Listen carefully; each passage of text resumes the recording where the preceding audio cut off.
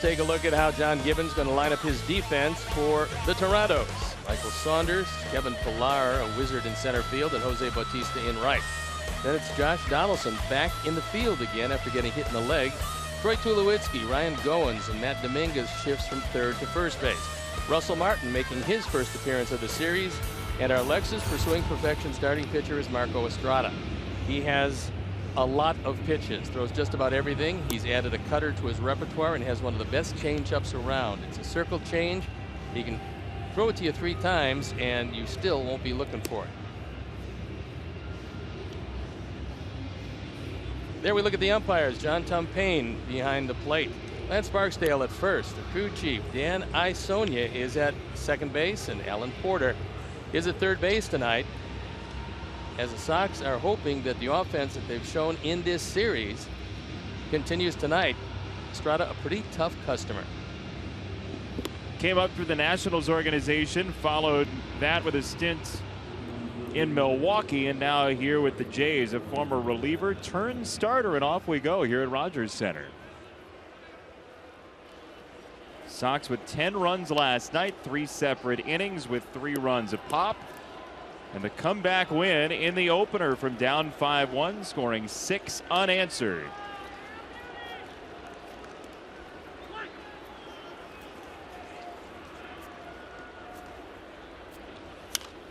First pitch swing for Adam Eaton at 7:07 local time, 6:07 Central Time. Eaton had a single in the 7th and then came up in the 9th. His first home run of the year. Wasn't a cheapie. Adams going to hit in the teens again this year in home runs. Ball and a strike on Eaton, who at the top of the card already has 9 multiple hit games for the Sox in their first 21 games this season.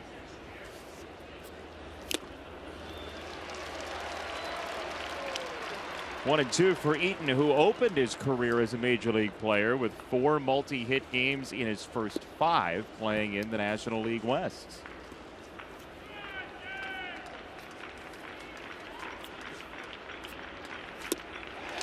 There's that changeup, Steve. Boy, it's a good one, and unfortunately he had Adam well out in front of it. If you haven't seen it in a while, and the Sox haven't seen a lot of Estrada, they're going to be mystified early with this changeup. Same motion as he uses on the fastball. It's Adam well out in front. 1 out, 1 strikeout. Brings up Jimmy Rollins, who's 6 for his last 15 at .262 for the year. And Russell Martin, who's back in the lineup after a neck injury kept him out the first 2, gets clobbered. Let's take a look at what Estrada does. 43% fastball and a very high percentage of changeups. 30% of the time he'll throw that straight change. He has phenomenal confidence in it. First base, and Dominguez for out number 2. Converted third baseman Matt Dominguez makes the play. 2 out for Jose Abreu. Sox have scored 1 run in the first 2 innings combined of this particular series, but they're scoring late, and usually that will get the job done. It has so far in this 3-game series, as Abreu was 2 for 5 yesterday and looks at a strike on a breaking ball to start off this at bat. Started last year with Toronto, 13-8, ERA of 3.13. Very impressive. Abreu fouls it back. 0-2. You mentioned throughout this week that teams have been pitching Jose Abreu outside, down and outside, quite a bit this year. Nearly 20% of his pitches that he's seen all season have been down and away, according to Stats Inc. Like that one. Well, they're going to go out there and stay out there when they get ahead of him, and then when normally they go inside, it's inside off the plate. Trying to tie him up. He can take that inside pitch to right field with the best of them in this league, and that's called an inside out swing, and very few people do it better than Jose. He'll have to use it here. Back inside. Called strike 3. Bookend strikeouts for Marco Estrada and a 1-2-3 first.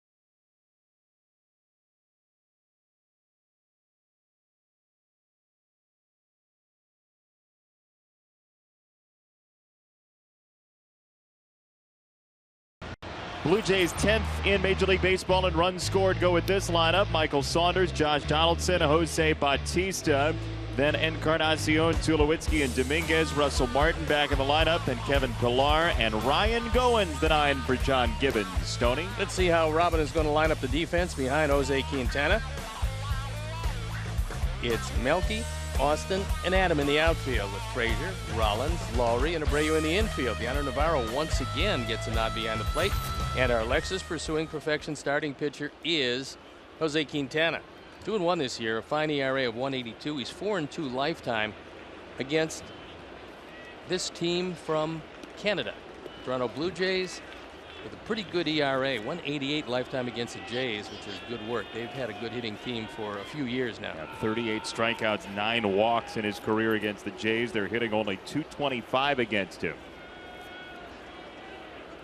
Saunders first, one of 2 lefties back-to-back in the order. The other one being in the 9 spot, and Ryan Goins. There's strike 1. Saunders had good at-bats against Chris Sale last night. Something that most left-handers can't say, but he's off to a hot start.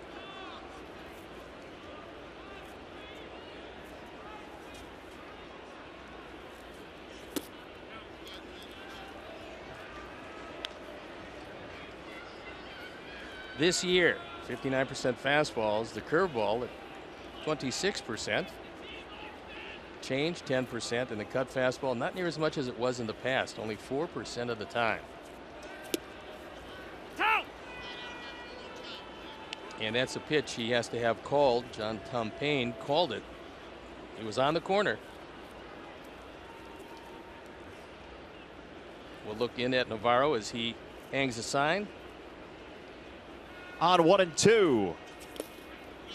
2 balls, 2 strikes. Why is that corner so important to him? Well, he's going to stay away from most left-handers. If he goes in, he'll go in up off the plate. What he likes to do is throw high fastballs, but they're set up by going away to the left-hander especially. He's one of the best in the league at face-high fastballs and throwing it by people. Still 2-2 on Saunders, who has a couple of hits and 5 at-bats against Quintana so far in his career. Hitters this year with a swing percentage of 58.5 against Quintana's high fastballs. That's well above league average. And because he does go up and out of the zone a lot, it's very effective for him. Second base, the high-socked Brett Lawrie for out number 1. A new look for the Canadian, Brett Lawrie. It's a good look. It's the one that David Robertson has been sporting probably since he came into the league, and now for Brett Lawrie, he's decided that perhaps it's going to aid him in some way. Maybe he'll run faster now that he's not encumbered by longish pants. Those pant legs will really weigh you down. It's aerodynamically unsound. 1 out for Donaldson here in the first. Low fastball starts him off. The home run leader on the Jays with 7 of them, and the run scored leader with 21.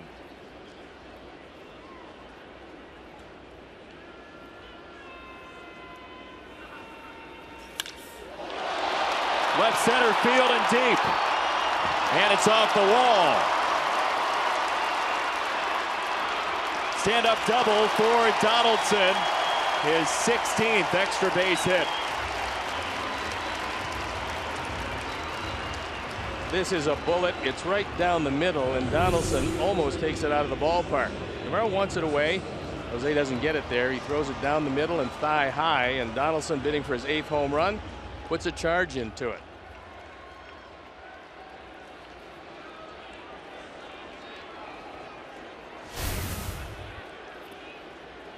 Donaldson, who won the MVP last year despite not being intentionally walked once. It's hard to intentionally walk him when you're looking at Bautista and Encarnacion. Yeah, but you compare that as Bautista takes ball 1. You compare that to Barry Bonds, who was intentionally walked 120 times in 2004 as an MVP. It's stark. Well, it is, but he didn't have Bautista and Encarnacion behind him. And most people. Well, he had humans. Yeah, but I'm not sure if these guys are not human in some You think respect. they might be cyborgs? Yeah, I mean, when they swing, they leave nothing to the imagination. Both of them swing each and every time they hit it out of the ballpark.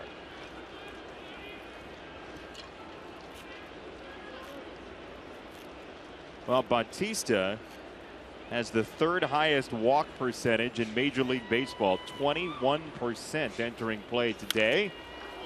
Slugs this one foul. A ball and 2 strikes on him. Best news for the AL East is these guys are getting up in age. Bautista's 35. Encarnacion is 33. Tulowitzki is 31. Donaldson 30. So 2 through 5 have all cleared at least age 30. Give it 10 years, they'll be gone. They look in pretty good shape. Strike called for Quintana. This one had the whole plate. And apparently Bautista was either looking for a cutter in or a curveball. You see where Navarro wants it? He puts it right there. Bautista looks back. I don't believe he can be upset at the umpiring. He just has to be upset at getting outguessed. So first strikeout for Jose, 2 down for Encarnacion.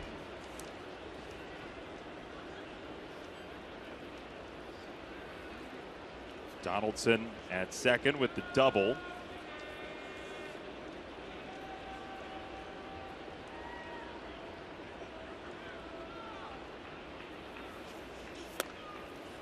Strike 1. The power on this Toronto team also has a price tag, and that is strikeouts. They've fanned 205 times this year. Compare that with the Sox, who have fanned 149 times. Carlos Delgado, Blue Jays home run leader all time. Well, the run scored leader in the majors is going to stay away from home plate. Donaldson stranded on the pop-up from Encarnacion. No score after 1 from Toronto.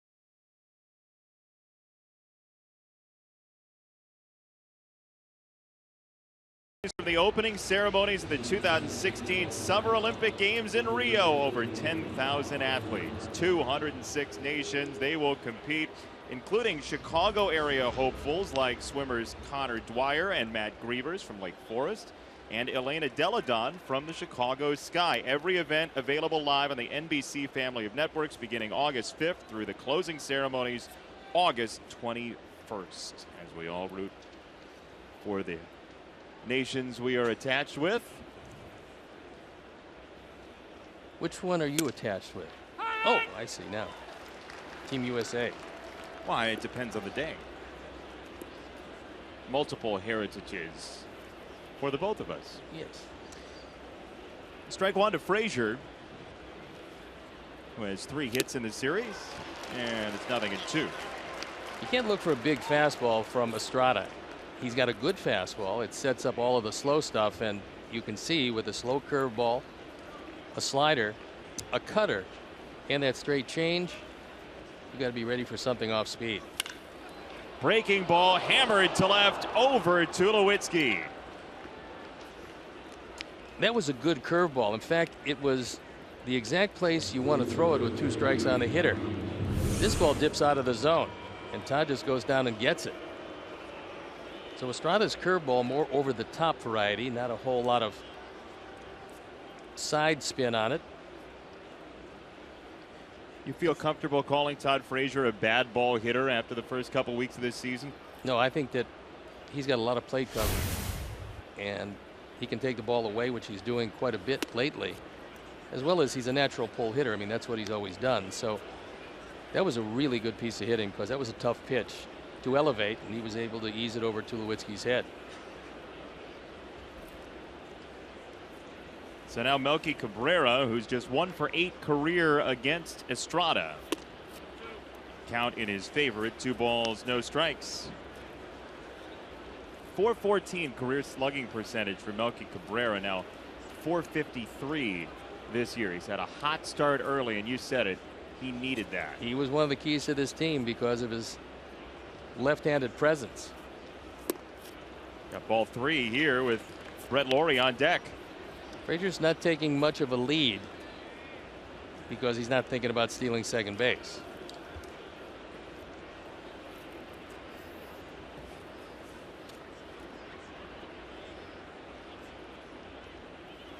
.3-0 is high, ball 4. Tell you about our picks to click tonight with the Sox building a rally here in the 2nd inning. Melky trotting on to first. Cruz going with Avi Garcia. You've got Deoner Navarro, Stoney, and I'll take Austin Jackson. That's 7, 8, 9 in the order. The low portion of the order has been doing the damage for the Sox. And last night it was unbelievable in the 7th, 8th, and 9th spots, so we're hoping for a duplication. Yeah, 6 runs scored by the 7, 8, 9 last night. There's a lot of Blue Jays in the Sox clubhouse. And here is one of them, Brett Lawrie, former Jay.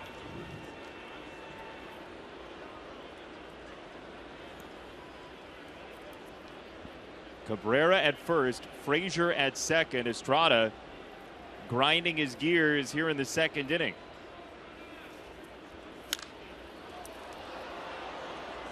Dominguez at first base believed, at least going into that at bat, Brett Lawrie was going to bunt. He was actually playing in on what would have been grass had they been able to grow it in here, but the artificial surface. Now he's moved back a couple of steps. Dirt on the infield, real dirt for the first time this season here at Rogers Center, the former Sky Dome.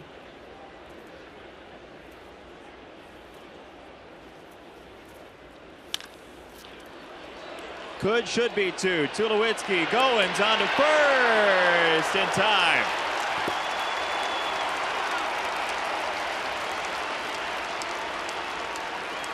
Lawrie tripped over the foot of Dominguez at first base.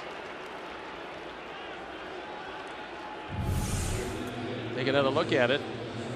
Goins with a good throw, and Dominguez is lucky to come away without an injury, and Lawrie is very fortunate not to turn that ankle as he hit the foot. Former soccer player, that's a soccer-like injury that you can end up with. The slide tackle comes in and Gets the ankle. Frazier at third, 2 out for Avi Garcia, who's behind a fastball on the outside edge. Mammoth series for Avi Garcia at 4 for 7. A double, a homer, couple knocked in, 3 runs scored. And Frazier playing chicken with Estrada. 0-2. Probably that would upset a younger pitcher. Estrada's been around since 2005, so he's used to guys jumping around a bit in his field of vision. Now you just have to beware of that breaking ball in the dirt. Single walk, double play, and Avi Garcia takes ball 1. Good stop by Russell Martin as he quickly spun to his left, able to smother that ball and save the run.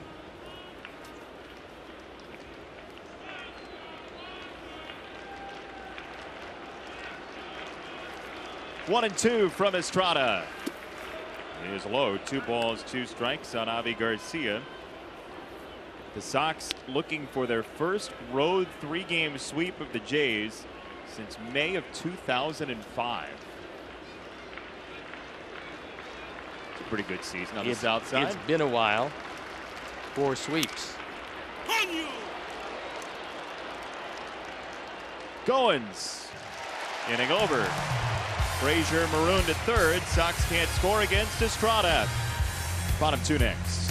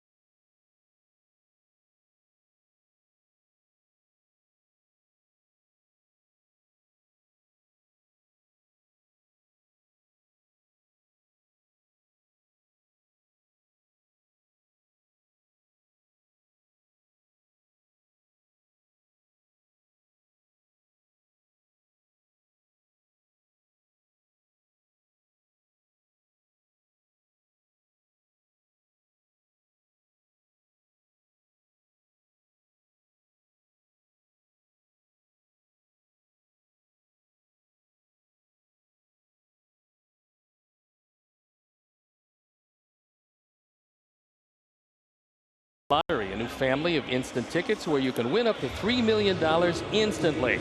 Get ready to live large. Well, no large scoring so far on the board here from Rogers Center. Tulowitzki, Dominguez, and Martin to face Jose Quintana, who got a strikeout, gave up a double, ground out pop-up, the anatomy of his first inning.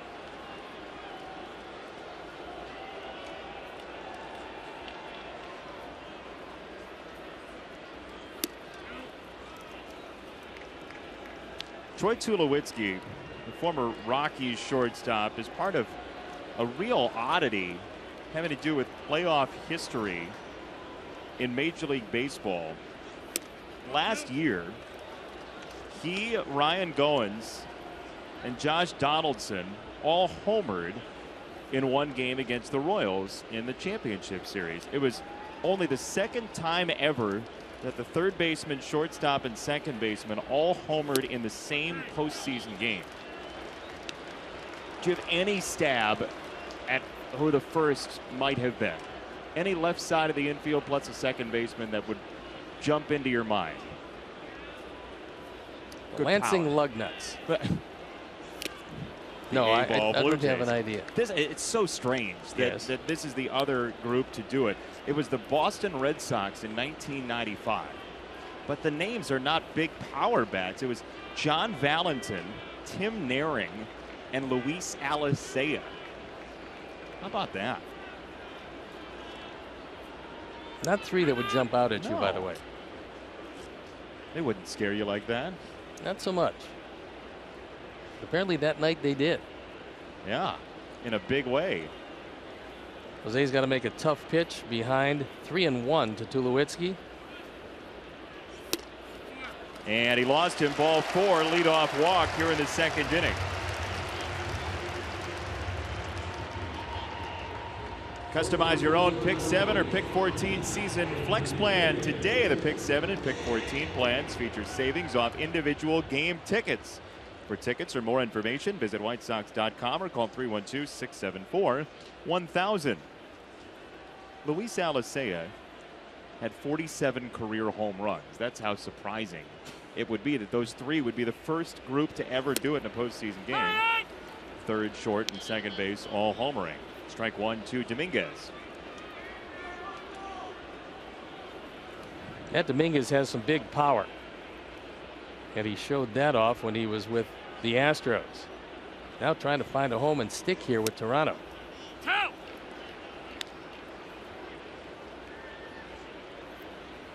Career batting average, not much at .233, 42 home runs, 152 driven in.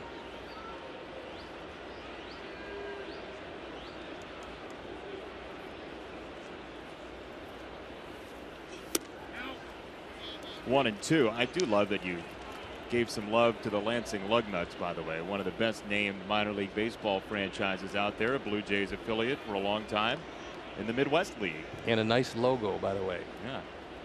It's a lovely lug nut. It is indeed. Check swing, ball in the dirt. He did not go, and Tulowitzki peels off for second base. That's going to be a wild pitch.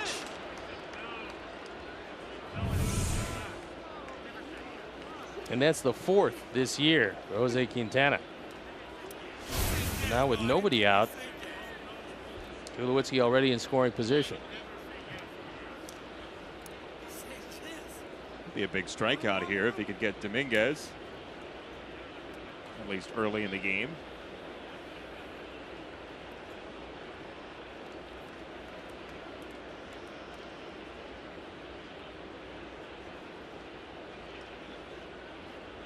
Two and two. Tulowitzki at second.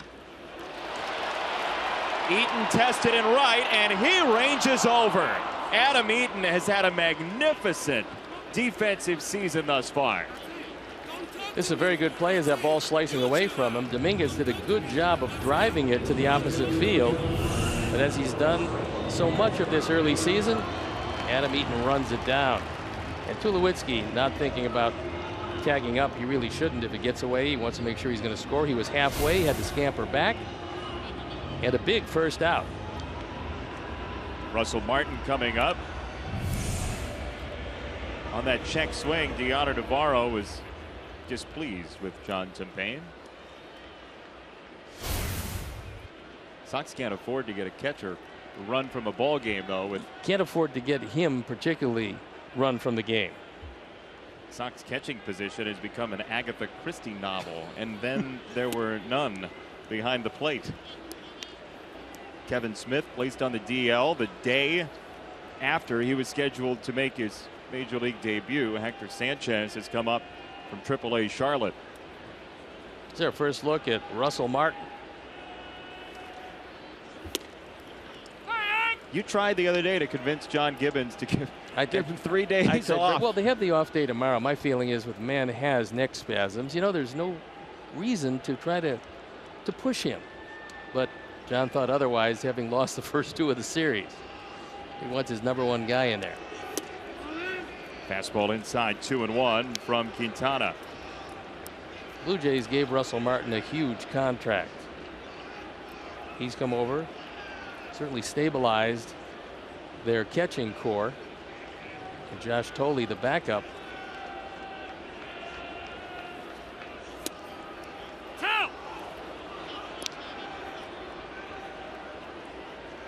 Thole, the personal catcher for R.A. Dickey, who we saw yesterday, the knuckleballer. who the Sox beat up on in Game 2. And also had a couple of base hits in the opening game of this series when he wasn't catching Dickey. Strikeout for Quintana and 2 down here in the second inning for Pilar. Kevin Pillar was rested the first game of the series, played last night, made a spectacular play in right center field. He's off to a solid start, but what John Gibbons likes is the fact that he really solidifies the outfield defense. He's one of the best in baseball. You just don't hear a whole lot about him. Yeah, 6 defensive runs saved already this year for Kevin Pillar, the Jays center fielder. Time called.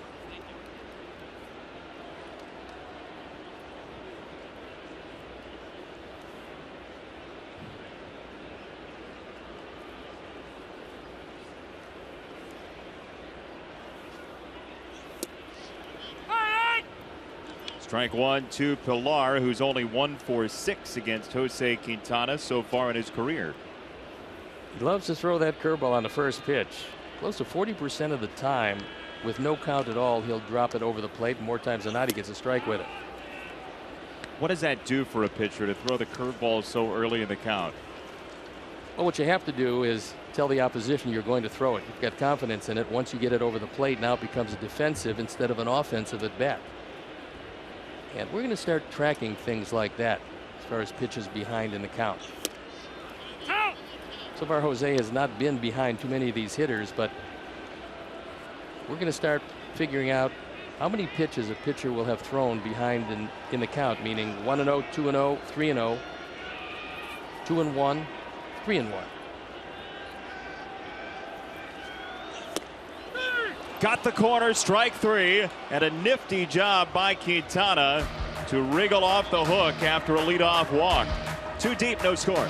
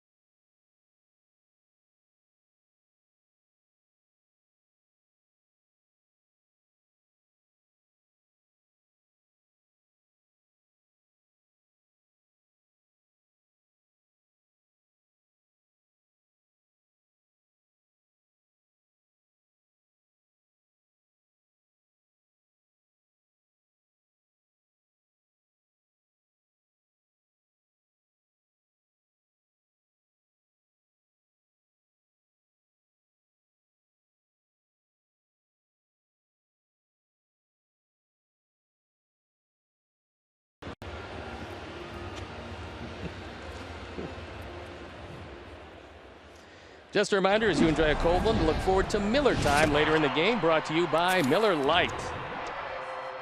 Do you approximately know when that may be? No, we have no approximation. The game will dictate exactly what happens. We are but servants to the game. But pawns in the chess game of Miller Time. And that too. Yes.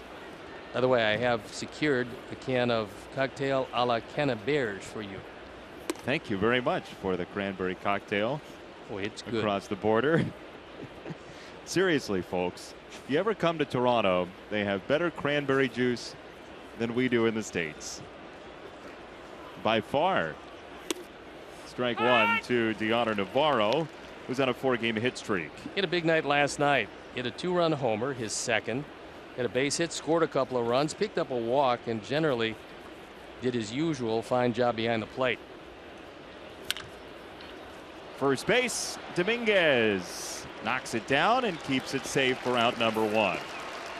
In talking with a lot of folks around the Blue Jays and people that watch them every day, they couldn't be more complimentary of Dioner Navarro. He just ran into his numbers game because Josh Tolley has to be around as long as you have R.A. Dickey because he can handle the knuckleball. So with Russell Martin on a big contract, they didn't have room for Dioner Navarro, which is much to our benefit. And they were talking about his contribution to Marco Estrada, the fact that he really helped Estrada develop a cutter, which has given him the best year of his career last year, and working on another one here this year. Ball 1 high to Austin Jackson, who had 3 hits in last night's game, including a 2-run double in the 5th.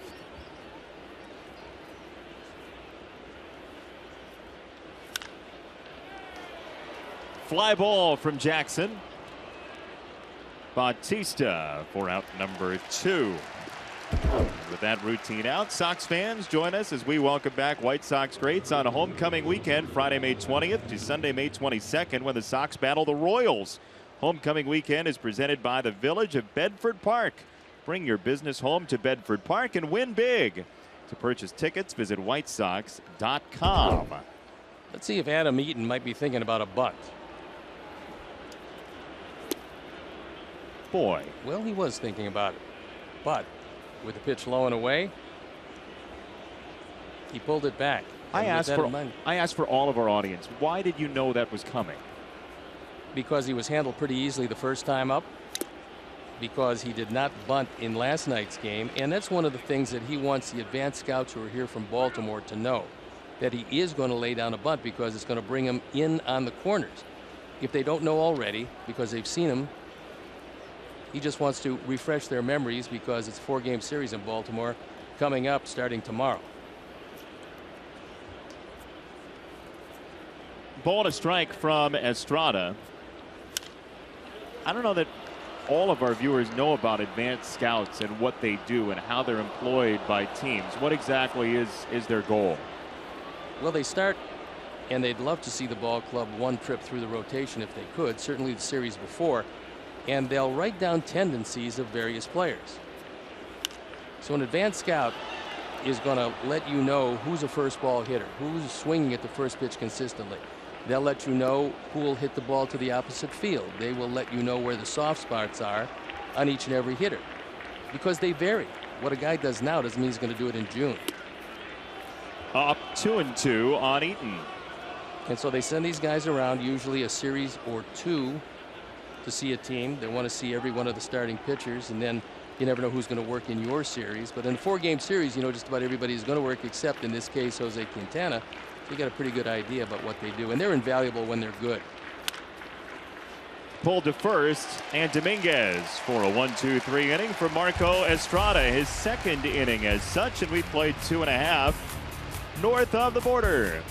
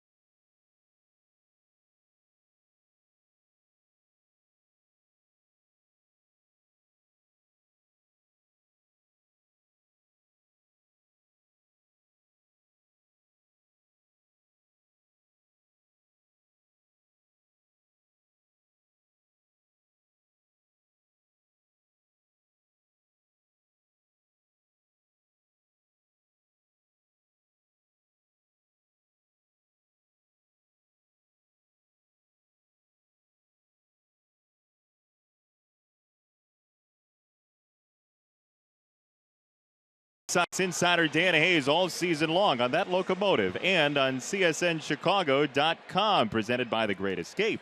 Pools, patio furniture, hot tubs, and more. Escape your everyday. Shop The Great Escape. Dan was a train conductor before he got the insider's job. And a pretty good one. Yes. Looks great in a funny hat. In fact, he's conducted that train in Houston quite a bit. That one that Oh, rides over the rails on an That's Astro good. home run. Speaking of over the rails, welcome tonight to our broadcast. 1-0 on Goins. And fouled away 1-1 to the 28-year-old second baseman who is feeling the ache of that foul ball. That one got him square on the toe.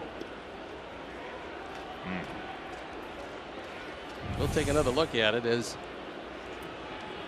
finally the trainer comes out to tell him that, you know what, I know it looks bad, it just doesn't hurt that much. Is that helpful, would you No, say? as a absolutely player? not. That actually got him on the instep, and Jeez. he is really writhing in pain, as it were. Talented young player, Ryan Goins. Yeah, he's a defensive wizard. The batting average isn't quite where he would like it to be, but he saved a whole lot of runs, and pitchers love to have him behind them. So take another look.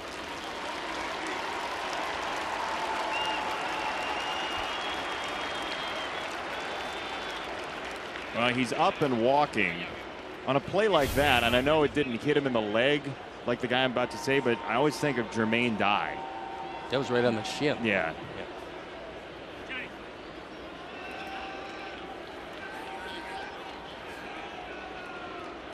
He's going to stay in the game. He says he wants the bat back.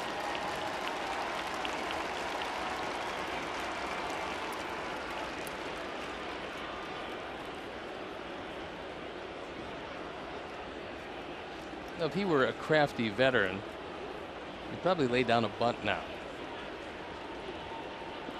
But I don't think he's that crafty or that the foot feels that good. Yeah, you'd have to have a pretty outstandingly quick recovery. Not if he drags it. What Left-hander on the mound, drag it to the right side. What a long play that would be, though. Foul the ball off your foot just so you can lay down the bunt single. Rollins off his glove. A triumphant return to the batter's box for Ryan Goins.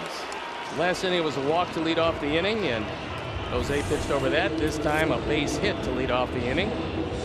As he gets a fastball, that went on the inner portion of the plate and caroms off the glove of Jimmy Rollins. I talked to Rollins about this surface. He said he grew up in Philadelphia on the artificial surface, so it doesn't bother him all that much. He has to get used to here, now playing on dirt, which he has never seen before in this ballpark.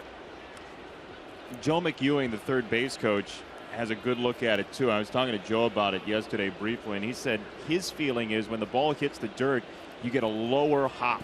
The ball flattens out once it hits the dirt, and that played out on the ball to Rollins just there.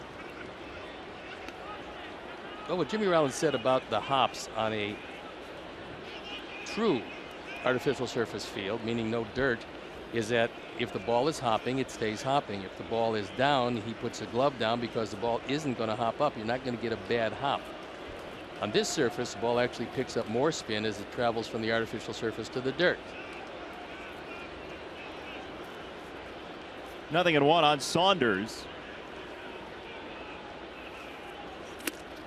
Way behind, 0-2. It's that high fastball that Jose has used so well. Now he has Saunders in a hole.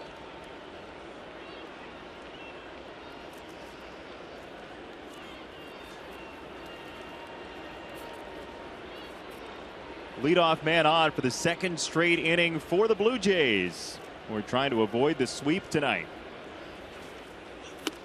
Strike three from Quintana.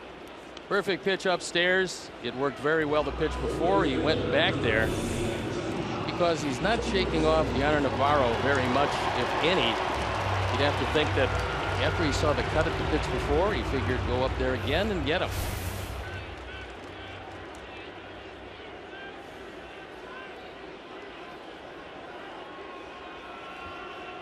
So, 1 out, 1 on for Donaldson, who powered a ball to left field for a double in the first inning. One catches Navarro, 0-1. How about the power in Donaldson's bat? Well, the most amazing part is the power doesn't diminish just because he hits it to the opposite field. He's got big power to all fields. Donaldson originally came up as a catcher with the Chicago Cubs through their system. Went out to Oakland. Bob Melvin finally put him at third base because nobody could play that position. He asked Donaldson if he would play there. He said sure. Turned it into an MVP performance at third. So things have worked out very well for him, and he is a dangerous hitter. 57 multi-hit games last year, tied for third in the American League. Isn't it amazing how that works out? Sometimes you just plunk somebody down at a position based on maybe even nothing more than a hunch. Well, he wasn't going to do it behind the plate for them. So they had an opening at third. They tried 2 or 3 guys, and Bob Melvin told me that just out of desperation, they decided to throw Donaldson in there, felt he could swing the bat. And he turned into a very good defensive third baseman, so he loves it there, does not want to go back behind the plate ever again. And I can't blame him. It's a tough, tough spot. Put on the catcher's gear and get behind the plate. In the air and foul, 1-2.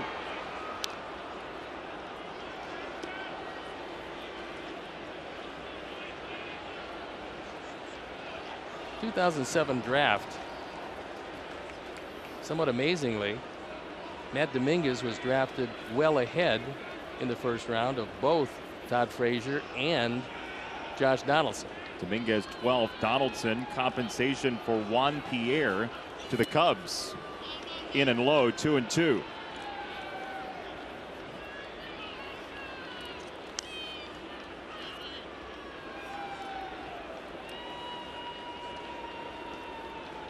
Goins at first, 1 down, 2-2 on Donaldson, who does have 25 strikeouts this year in 22 team games. 2-2 from Q. In the dirt, 3 balls, 2 strikes. Well, you're probably wondering if Josh Donaldson has ever grounded into a double play in a situation like this. Steve, has he ever grounded into a double play in a situation like this? Yes, 1 time, as a matter of fact. Keep the ball down, keep it away where he rolls over it to the left side. You could very well see his second double play.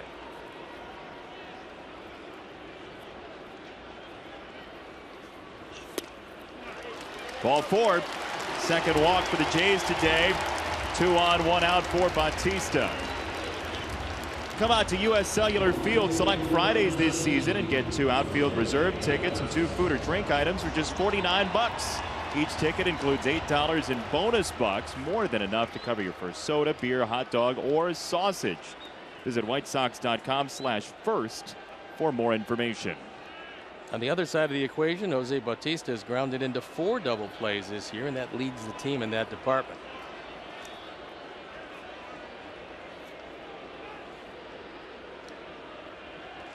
Opportunity here both ways. Strike 1 to the Jays right fielder.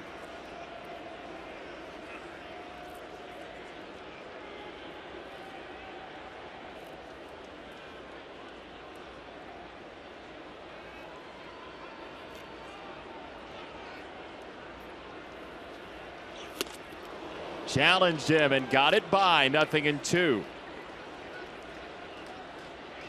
The high fastball by Quintana looks a whole lot quicker than 93 when he keeps it about letter high or above.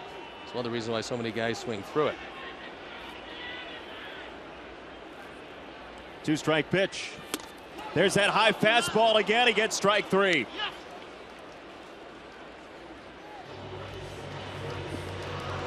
Big fastball upstairs for the second time tonight. Bautista goes down. Now watch Navarro. He taps the ground. Why would he do that? Because by doing that, the man at second might be giving location. If he is, well, the high fastball, you got a chance of throwing it by him. That's a strike to Encarnacion. Such a small thing, but changes the at-bat. It really does, because you're not going to give pitches more times than not from second base, but it's not difficult to give location.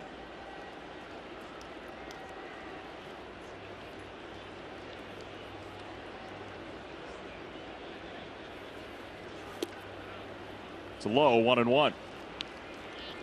Encarnacion popped out to second in the first inning to finish off that bottom of the first for the Blue Jays. We talked about this offense a lot last year. 891 runs scored. Nobody else got to 800 in all of baseball.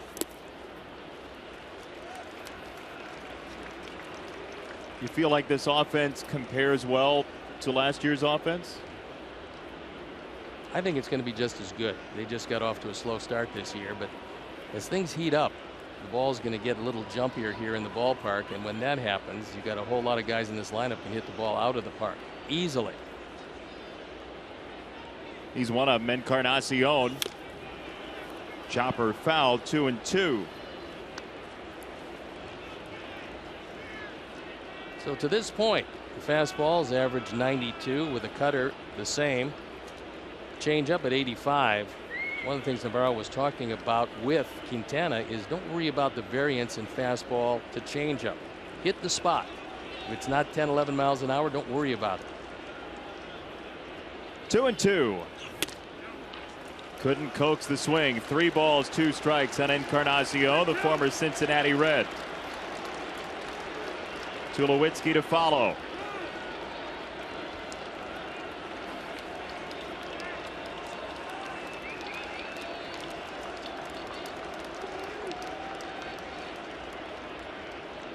Runners will go on 3-2.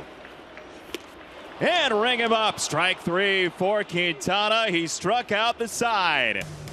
2 left for the Jays. Nobody across after 3.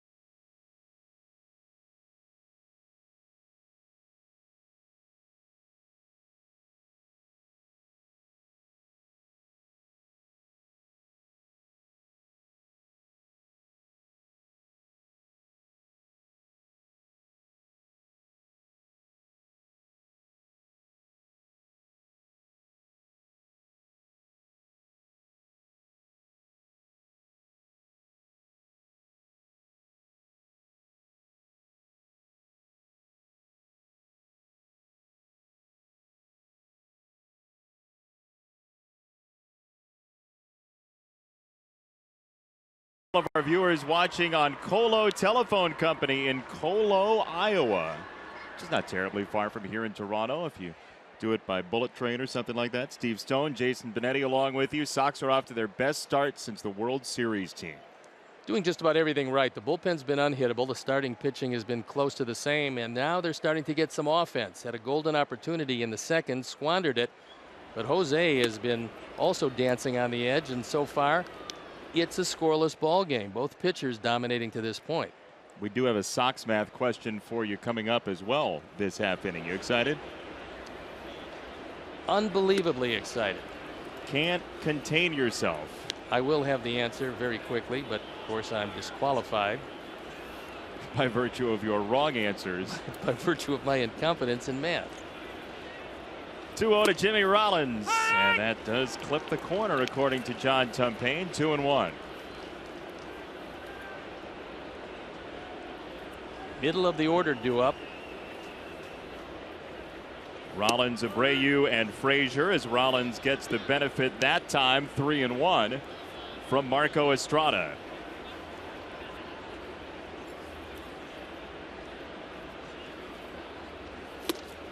Three and 2 to Rollins, the 37-year-old, one of the 25 oldest players currently in Major League Baseball.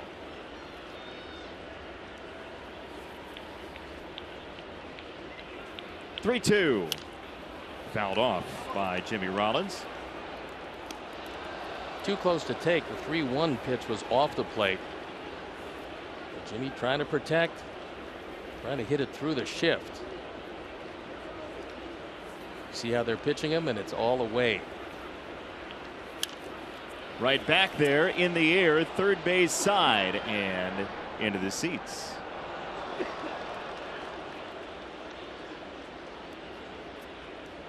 Marco Estrada, born in Mexico, moved to the States a couple years later.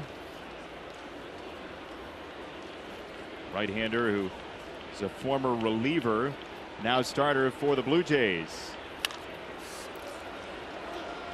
Rollins pops it up. Goins for out number 1. Show you our Sox Math question. Tweet #SoxMath with your answer. First correct answer wins a prize. Do it in order as we show you. Take the number of MLB teams Darryl Boston, the Sox first base coach, played for, multiply by the number of games in the '93 ALCS between the Sox and the Jays, subtract the players with a save for the Sox in the World Series season in 2005, and add Chris Sale's current 2016 strikeout total for your answer. #SoxMath. Do it in order. Order of operations does not apply, although the multiplication is first tonight. We do have, making an appearance north of the border, yet another autographed Altoids tin. That's on our virtual prize shelf. Yes.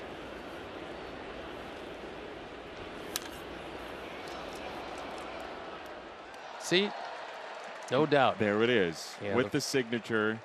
And ready to go in case you want this or that Tim Hortons franchise on our virtual prize shelf, which we couldn't bring with us. Yeah, it kind of loads down the prize shelf with the whole Tim Hortons on top of it. 1 and 2 on Abreu.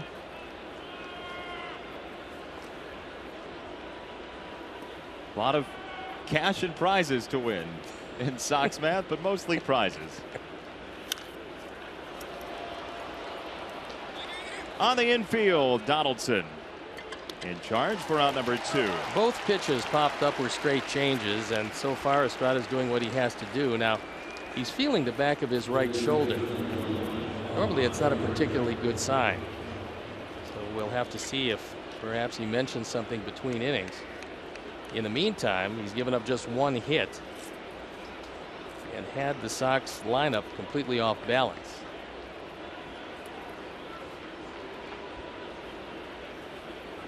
He was in some trouble in the second inning, as you talked about, as Frazier sends this one away to the right side. 0-1.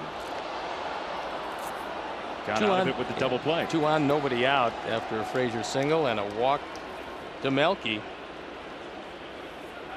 The Sox came away empty. 2. Borderline.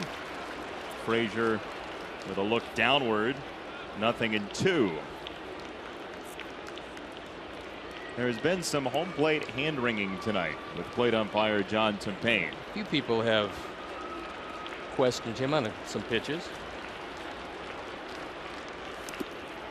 Well short of the plate. 1 and 2 on Frazier. The whole series, Saunders in left field, or whoever is out there, has been playing well off the line.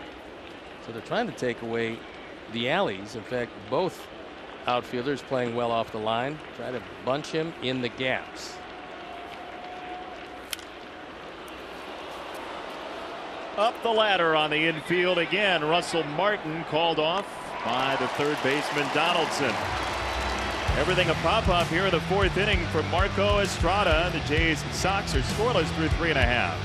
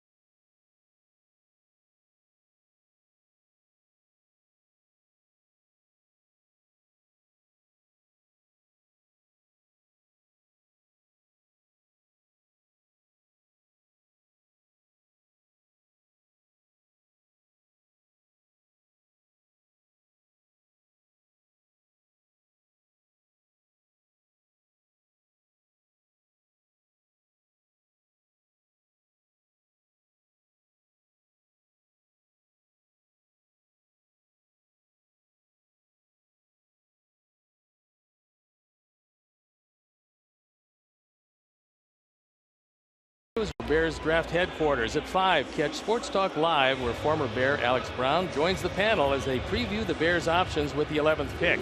Then at 10:30, get a complete recap and analysis of the first round on Sportsnet Central.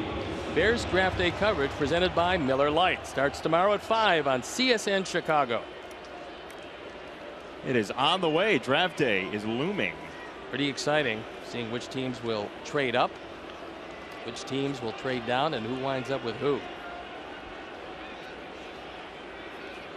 Quintana with the first pitch strike here in the home fourth to Troy Tulowitzki.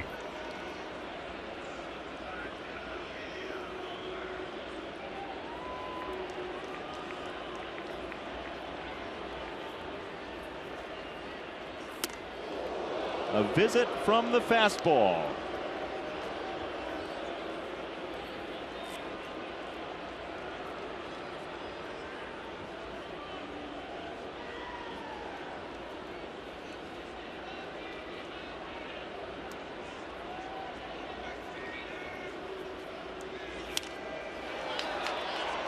Jammed him this time. Melky Cabrera on the move forward for out number 1. Between innings, Marco Estrada, who was grabbing the back of his right shoulder on the mound, carried it over into the dugout and eventually disappeared into the clubhouse. And he was still feeling the effects of something. Talked to Russell Martin a bit, and then he grabbed a baseball and disappeared down into the clubhouse. So we'll have to see how that plays out. Well, the Jays bullpen has scuffled this year, so if they were forced to go early into the pen, that would be bad news for John Gibbons. Strike 1 to Dominguez. So losing a starter for any length of time, the caliber of Marco Estrada, is not good news for this ball club. He opened the season on the DL, activated back on the 10th.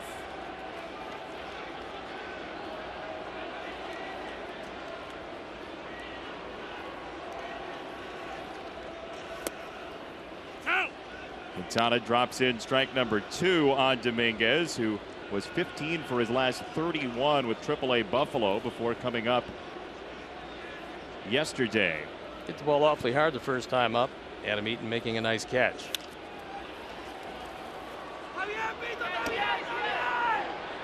Abreu in position, out number 2. That was a good pitch. That ball was a good 3-4 inches off the plate inside. Dominguez trying to get his hands out. He couldn't do it. Take a look at the location and look at Dominguez as he tries to get some semblance of the bat on the ball on that pitch that was well off the plate. Pops it up harmlessly. Jose does the honors at first. 2 out for Russell Martin. Mentioned that Estrada was hurt during spring training. He had some back tightness. He hurt his back doing a martial arts move, which I know you're very familiar with. That quite often happens to me. What color belt are you? Tonight, white.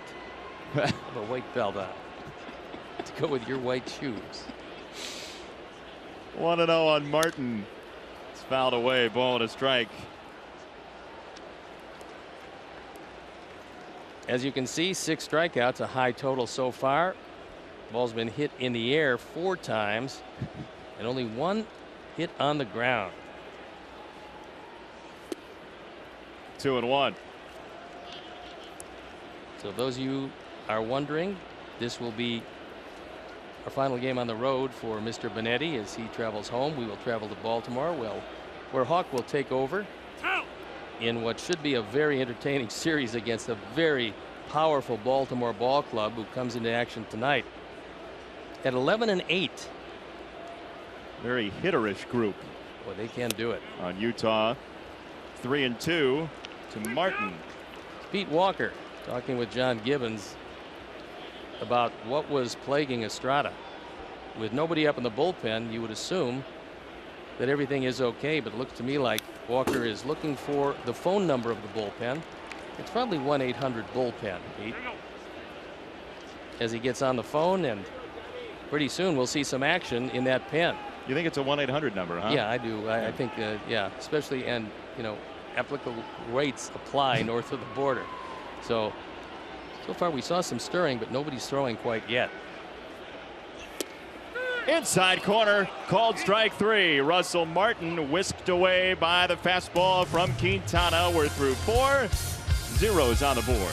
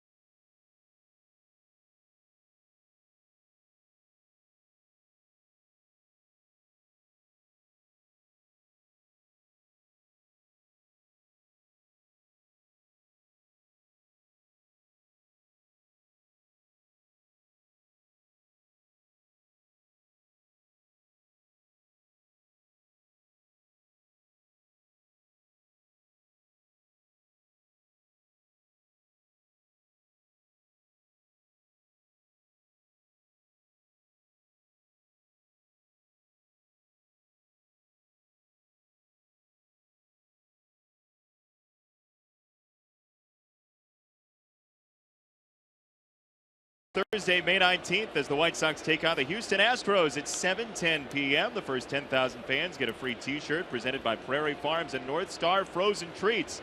Purchase your tickets today, whitesox.com, or call 866-SOX-GAME. That's that Milkman T-shirt. As Marco Estrada is back out here in the 5th. Nobody's throwing in the pen, but everybody is loosening up out in the bullpen. So we'll see how Estrada fares.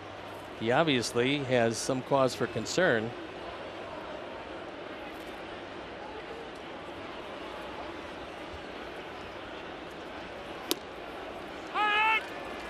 1-1 on Cabrera, who walked in the 2nd. I think Melky wanted a show bunt. One of the reasons is Donaldson is way off the line and well back at 3rd.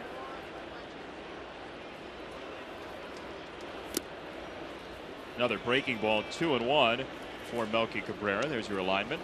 And that's where Donaldson was setting up before. That's why Melky showed bunt. I don't think his heart is really in it to lay one down, however. Outside, 3 balls and a strike on Melky Cabrera, who's walked 10 times this year and struck out 6.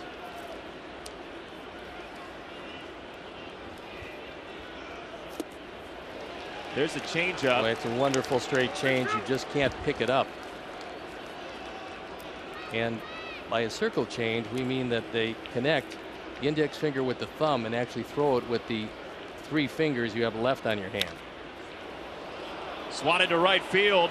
Long run, Bautista, and he's in the gap to make the catch for out number 1. Here's your Sox Math answer for the night. Hashtag Sox Math.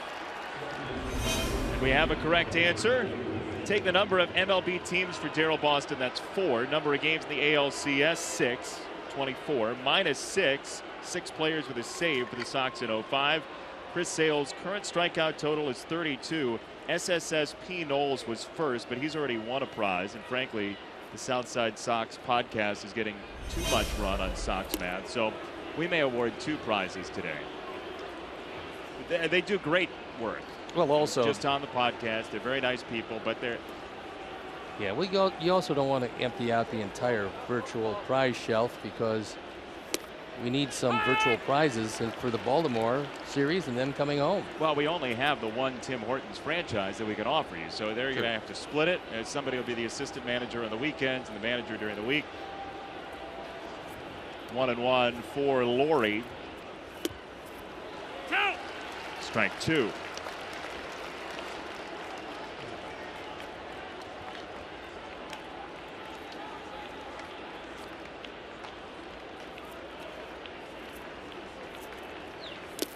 Downstairs, 2 balls, 2 strikes on Brett, who came into tonight with the 10th best batting average on balls in play in Major League Baseball. He bounced into a double play in the 2nd inning. Called strike 3, and that was not close according to Honda Pitch Cracks. Get a lot of hitters most unhappy with what they construe as a shifting strike zone. And Russell Martin tells you exactly what he thinks of this pitch. Watch his glove.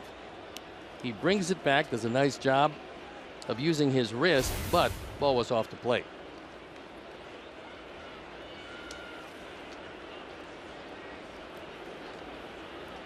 With that, 2 down for Avi Garcia, who popped out to second in the 2nd inning. Takes ball 1.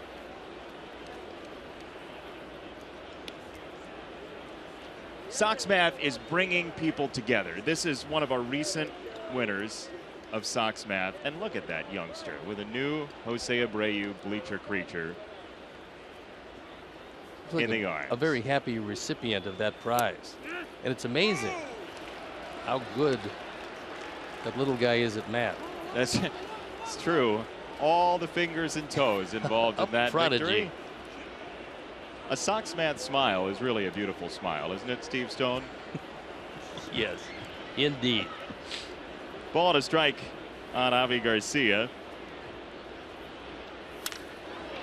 That ball is hammered right at Saunders. If it got to the wall, they might have needed a new panel for the wall. It didn't. No score after 4.5.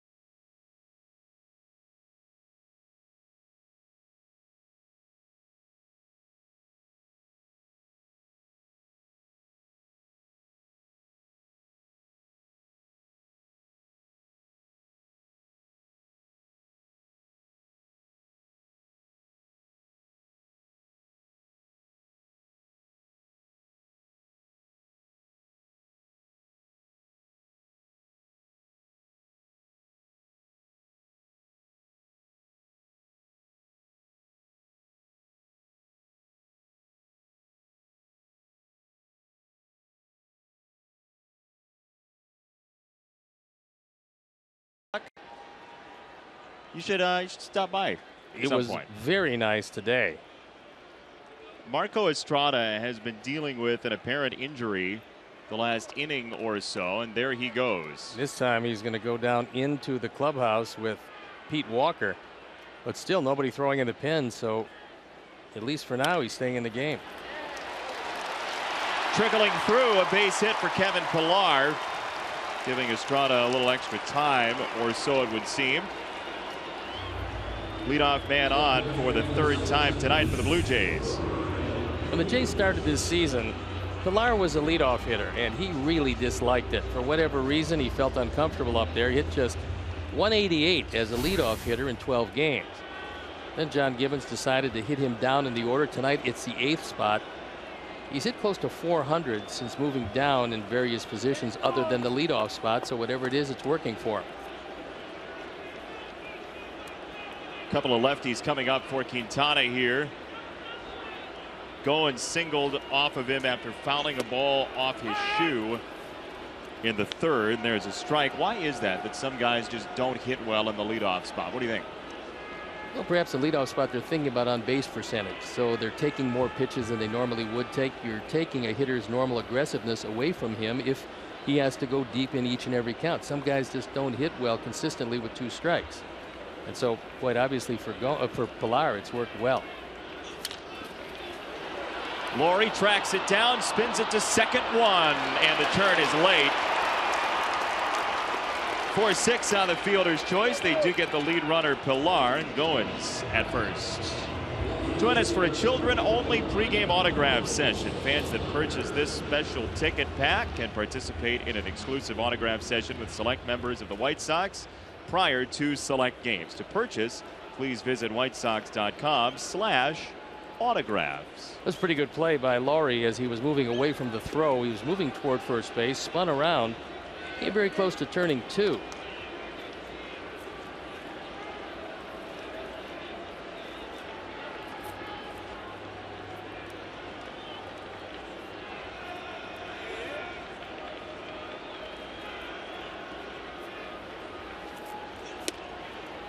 Strike called to Saunders.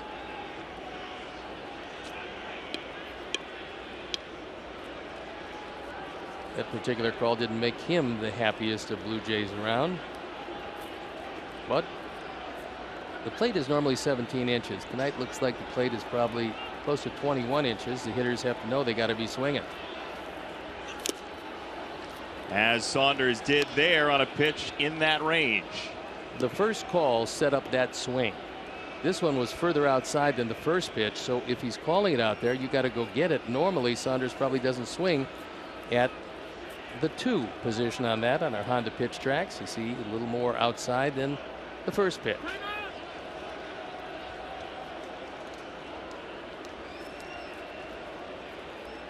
He's had, and we're talking about Jose Quintana, 12 0-2 counts tonight.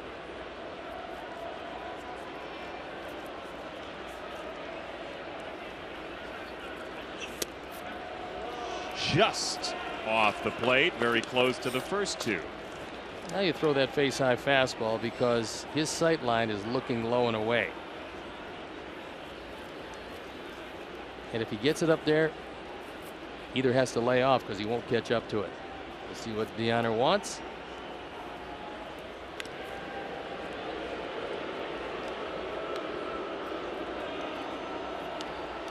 Some early jeering from the Rogers Center crowd. Haven't been that many throws to first. Usually second and third throw, maybe you'll get a boo or 2. They're getting their advance booing in, just in case he thinks about going back there again.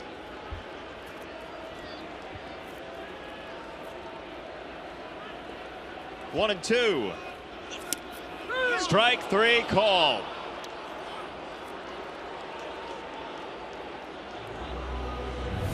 Well, Navarro wants it away. Jose gets it about the outer third and down, but it has a piece of the plate. You see as it crosses the knee at the top of the front knee.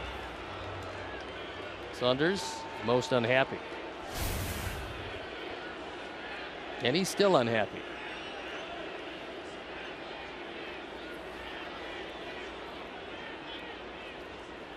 8 Ks for Q.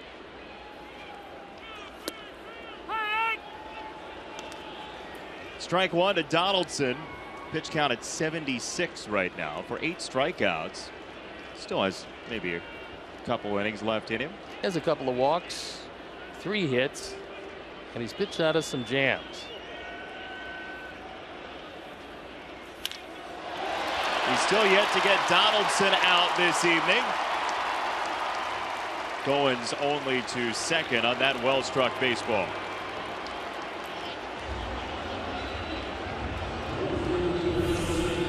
Now watch Donaldson. This pitch is away.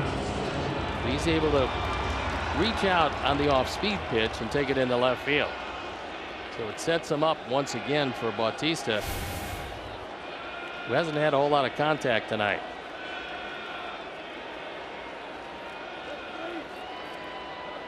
He's seen 7 pitches, 6 have been strikes, and he's punched out twice. This would be an excellent time, and I don't see any sign from Jose. An excellent time to go behind Donaldson at first base. Why's that? Well, number one, he's not thinking about it. He's thinking about getting a good jump on anything hit on the ground to take away the force out at second base. Then it's very much up to the first base coach to let him know that Jose is sneaking behind him. I'm talking about now you're 0-1, a high outside fastball that Ganner can throw behind Donaldson. Ball to strike on Bautista. Sox going for the sweep tonight. They won 10-1 yesterday behind Chris Sale, 7-5 2 nights ago in the opener.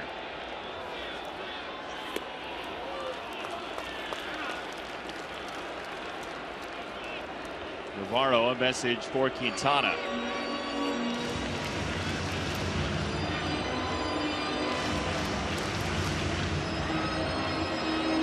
Tim Leeper is the Blue Jays coach at first. His sole job in this situation is to keep his eye on Abreu and alert Donaldson if he even looks like he's going to move to his left toward the bag.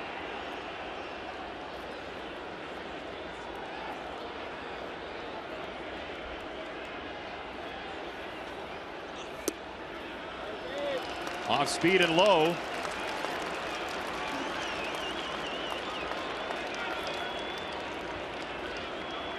This is a dangerous pitch, Mr. Stone. One of the few times that Quintana has been behind.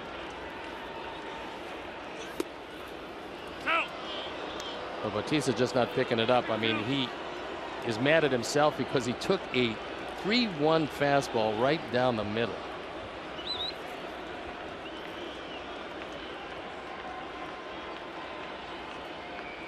Three and two coming. 2 on, 2 out in the 5th. Strike 3. 9 strikeouts for Quintana.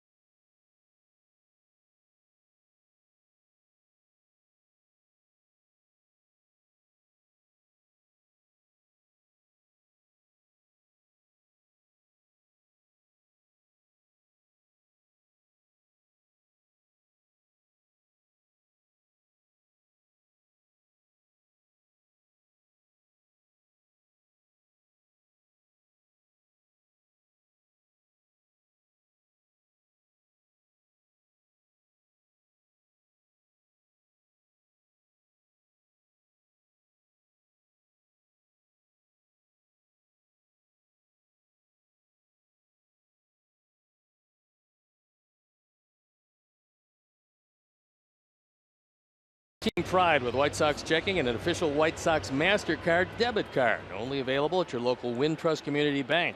Go to wintrust.com/Sox to learn more. Wintrust Community Bank, member FDIC. Jose Quintana has been flirting with disaster, but so far nary a run for either side.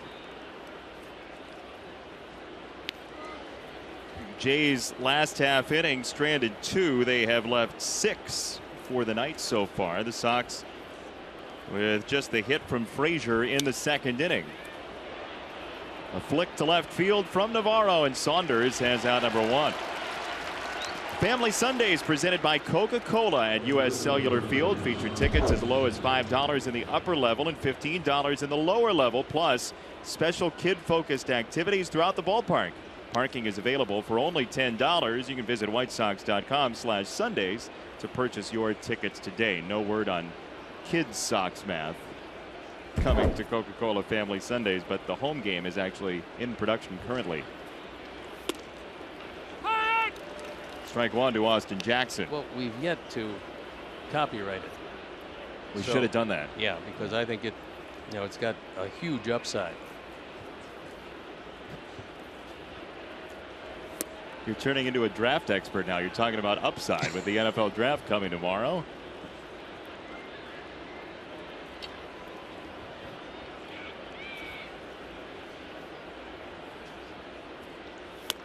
Twelve in a row right now retired by Marco Estrada, dating back to the Melky Cabrera walk. Masterful job of changing speeds, and this shows you how you can do it with a fastball consistently under 90 miles an hour.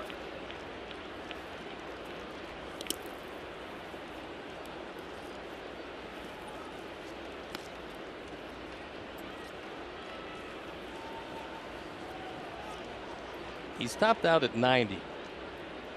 Cut fastball at 89. Changeup at 79. 77 to 79 has been that changeup, and there's another one at 77. What makes his changeup so successful? If you drop your arm slot on a changeup, a hitter's going to be tipped off, and then he's going to keep his hands back even if his foot comes forward. He has the same release point for the changeup and the fastball. He also has the same arm velocity, and that's where the deception comes, because if you throw just as hard but it doesn't get there as quickly, the hitter's always going to be out front, always going to move his hands, and that's the pitcher's job. Get the hitter to move his hands forward. Austin held up. It is ball 4 and a 1-out walk here in the 6th for the Sox. Looks to me like the bullpen is going to start to work. Estrada doesn't look all that comfortable, despite the fact that he's working on a one-hit shutout.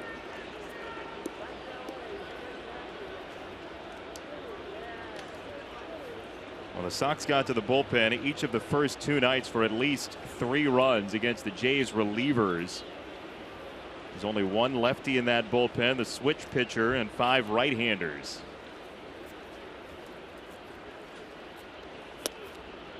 Ball 1 for Adam Eaton, who's 0 for 2. Well, we're starting to hit that window in which the Sox have scored a fountain worth of offense so far this season. 20 runs in the 7th inning, 6 in the 8th, 12 in the 9th.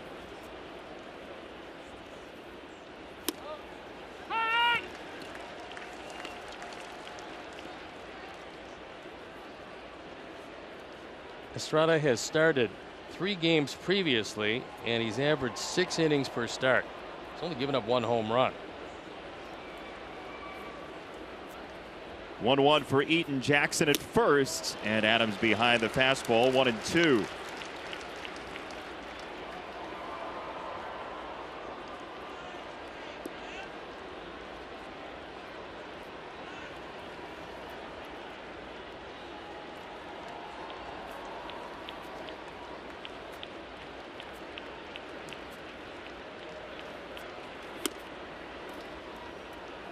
Upstairs, 2 balls, 2 strikes for Eaton. Jimmy Rollins to follow, then Jose Abreu. The Sox at 15-6, 2.5 up on Kansas City, which lost last night to the Angels, thanks to an old teammate of Kansas City's. Johnny Giavotella hit a homer in that game, and he said after the game, he said, look, I underperformed there. I wanted to show them that I actually can play in a big situation, and he certainly did. Certainly a good way to do it. Sox trying to win their 6th in a row, and there you see the pitch count, and he's been pretty masterful keeping it to a minimum. Just missed. 3-2. There are at least 2 hitters saying, I think I saw a similar pitch. Yeah, but that one was a little bit more outside than normal.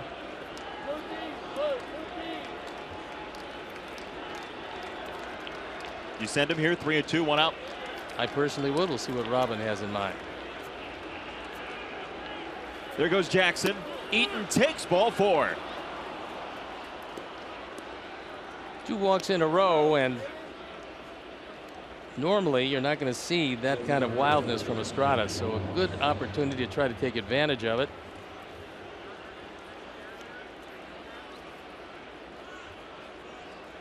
So far, not much happening with just the 1 hit.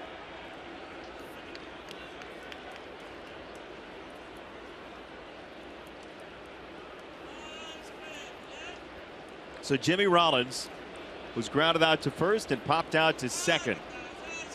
Both on the right side of the infield. Inside, ball 1. Well, Jimmy Rollins has some power. I know he's only hit 1 home run, but he's hit a couple of balls awfully hard to right and right center. With that in mind, Bautista a little more shallow in right than you would expect. And they're going to run on him if they get a chance. Ball really fades over the inside to a left-hander. You can understand where Saunders would be close in left field. Jimmy hardly ever hits the ball there, but in right field, that's a shallow right field.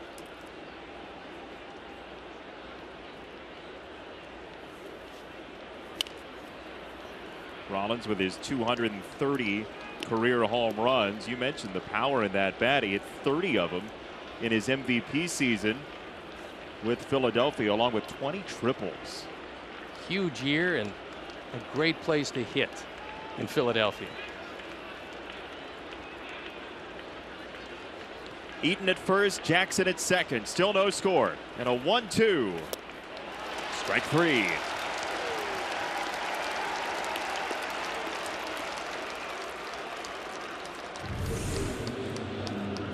He hasn't thrown many of these. That's a curveball, and he gets Jimmy well out in front of it.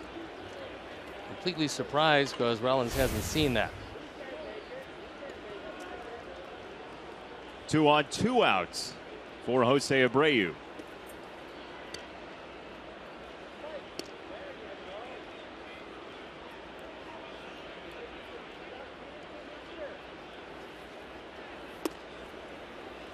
Went right back to the breaking ball. 1-0. Jose just 8 for his last 60, although one of those 8 was a game winner in the sweep against Texas. Isn't it amazing what the Sox are doing, considering a piece that you know is going to be there isn't having his typical start to the season? Well, you take a look at the pitching staff, both the starters and the bullpen, and you realize that when you're not giving any up, you don't need that many to win.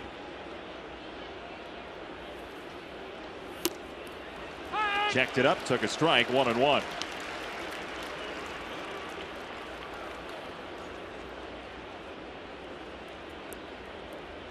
Marco Estrada with his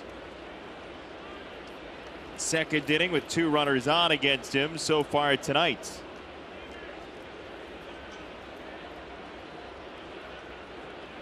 One on Abreu. He drives it center field. Pilar is back there. Long ride, but not long enough. 2 stranded against Estrada, who's made it through 6.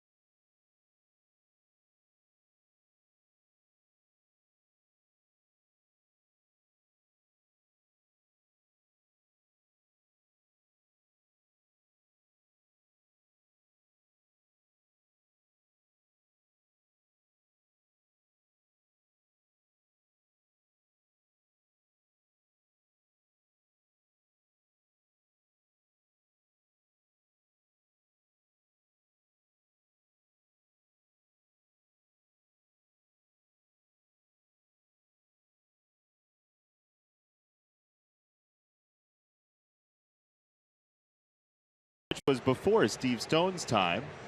Didn't pitch in this ballpark. It's a pretty good park to pitch. Spacious alleys. You get a center fielder who can go get them, as Pilar can, and it really helps you. So far, both pitchers dominating, although Jose Quintana's been on the ropes. He has not broken yet. Well, we're going to find out exactly how Steve did against the Blue Jays, though, at the previous home at Exhibition Stadium this half inning. It's another edition of Sticks and Stone. That was a delightful ballpark, by the way. Was it? Oh, yeah. Really nice. The wind and the pigeons were huge factors in that ballpark. The pigeons were factors. Pigeons, seagulls, a lot of birds of prey. 1-0 on Encarnacion. So many follow-ups. So little time. There's a strike. 1 ball, 1 strike. Wasn't it Randy Johnson who threw a fastball and a bird dove in between mound and plate? He did. And it didn't go so hot? Not for the bird, for our avian friend? No.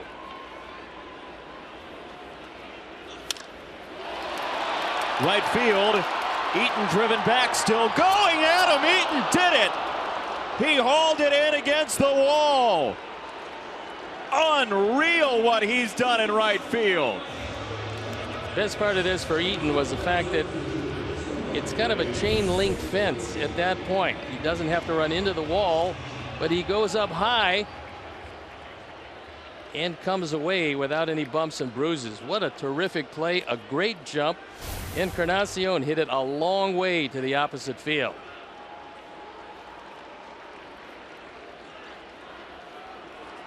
His back may look like the inside of a waffle maker, but it will be worth it for Adam Eaton. Strike 1 to Tulowitzki. Got a round of applause from Bobby Thigpen, Sox bullpen coach as well. It was applause worthy, and you know that Jose Quintana was giving him a silent round of applause from the mound. What a defensive play. Even more important because it leads off the inning. Would have been 2 bases for sure, maybe more. Encarnacion robbed, and Quintana misses inside 2-1 on Tulowitzki.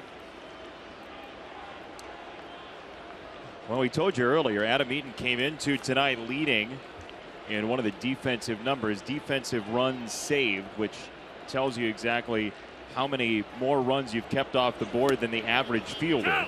2-2 on Tulowitzki.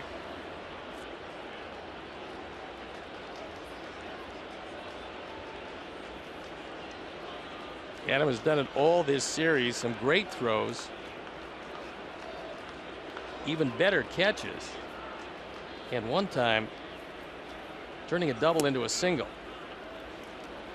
Close pitch, didn't get it. 3-2 on Tulowitzki.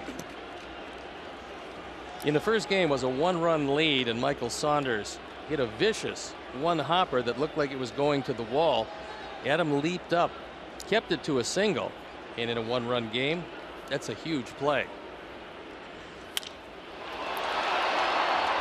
Tag to center field, Austin Jackson with space for out number 2. Tonight's edition of Sticks and Stone after those lengthy fly balls. John Mayberry, how'd he do against you, Stoney? No, this wasn't good. He was a powerful left-hand hitter.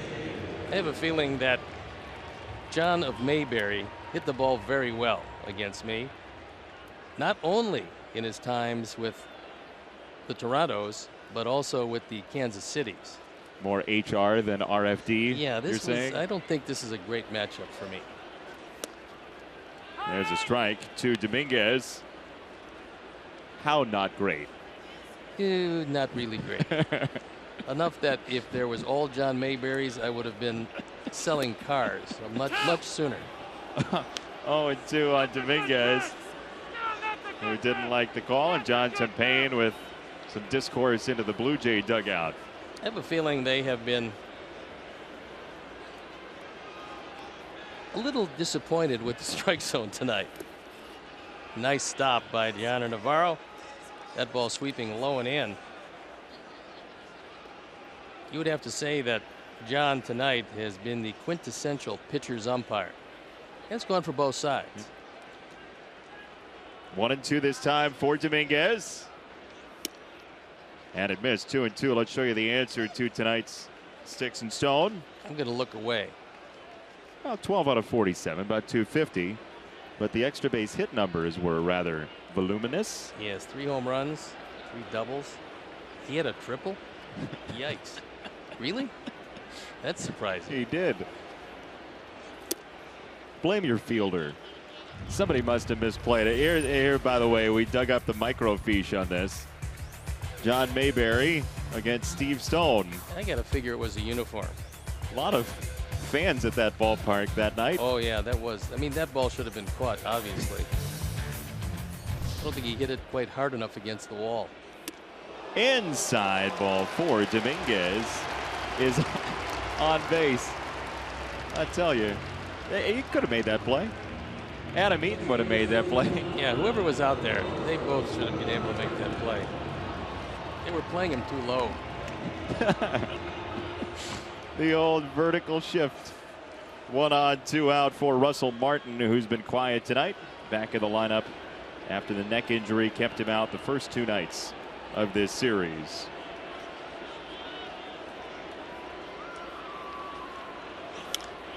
I'm surprised that more catchers don't wind up with neck injuries and herniated discs, because those foul balls off the mask, I mean, they come back and jolt you, and that pushes your head straight back with all the strain being on the neck muscles and the vertebrae.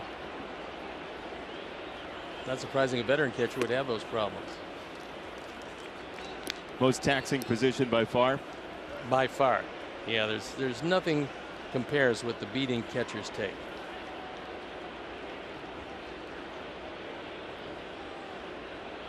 I particularly like the foul balls off the shoulder. I started a catcher. You did? Yeah, I did. Taught for 4 years. Figured there has to be a better way, because at the time they could run into the catcher. That wasn't fun, because I was a dwarf in those days. Only those days. Well, yes. I mean, 2-1. Inside, 3 balls and a strike on Martin with Pilar on deck, and suddenly a 2 out, nobody on situation has turned into a possible Jays rally and a scoreless tie. tough pitch to Russell Martin. Pilar is waiting if Martin can keep it alive. Wants a sinker away. And he's got it on the corner, 3-2. Perfect pitch, exactly where Navarro wanted it.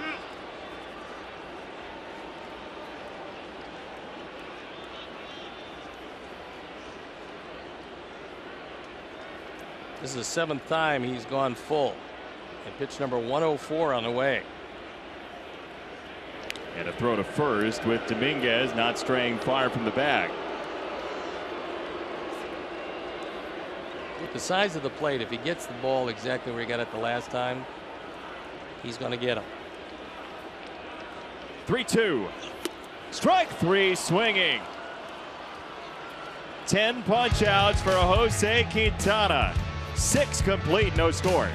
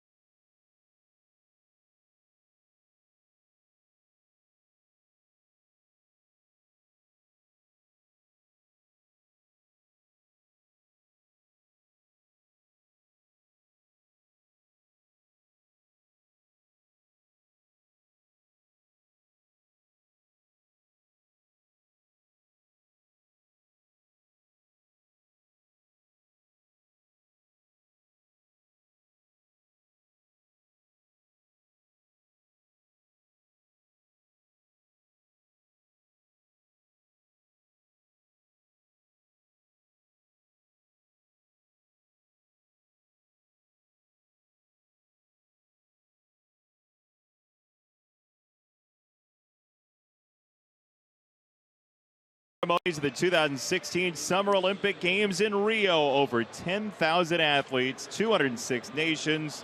They'll compete, including Chicago area hopefuls like swimmers Connor Dwyer and Matt Grievers and Elena Deladon from the Chicago Sky. Every event available live on the NBC family of networks starting August 5th, ending through the closing ceremonies August 21st.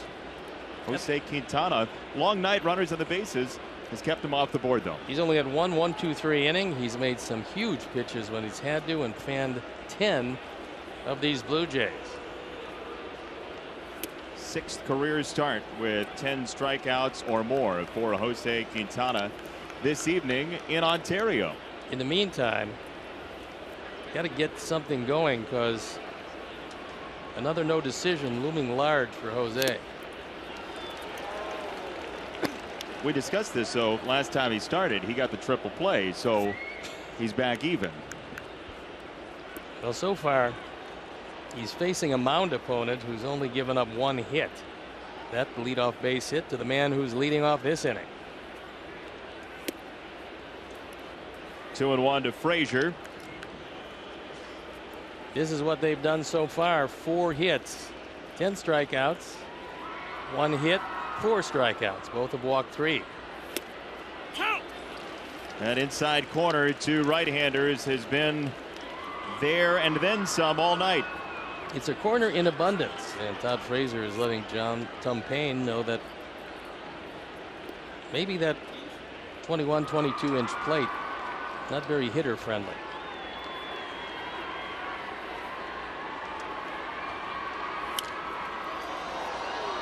Fouled back by Frazier. That one hit just to the right of us. You would have had a souvenir to take with you as you clear customs by yourself tomorrow. Do you have anything to declare? Oh, yes. That's foul ball. But that's all.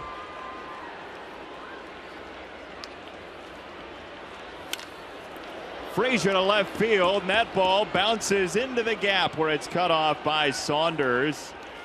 Solid play there to make sure that Frazier was held to a single. He's 2 for 3. There's the biggest difference on the artificial surface. 7th inning has been where the Sox have gotten their runs most prominently this year. Back to the artificial surface, that slowed the ball down. Normally on a regular surface, that ball's going to scoot by and go to the wall. So it looks like the bullpen's going to start to stir, and a promising way to start the 7th. Former Blue Jay Melky Cabrera is up.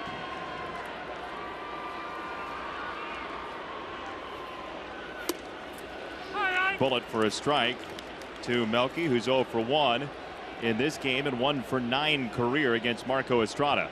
So with Estrada averaging 6 innings per start, he's already by that.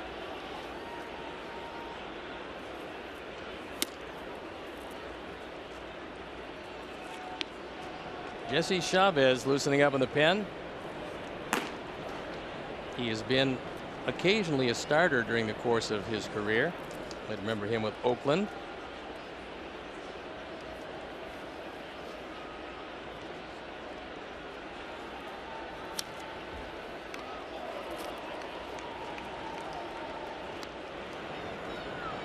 Zach Duke on the other side of the field, getting loosened up in the pen.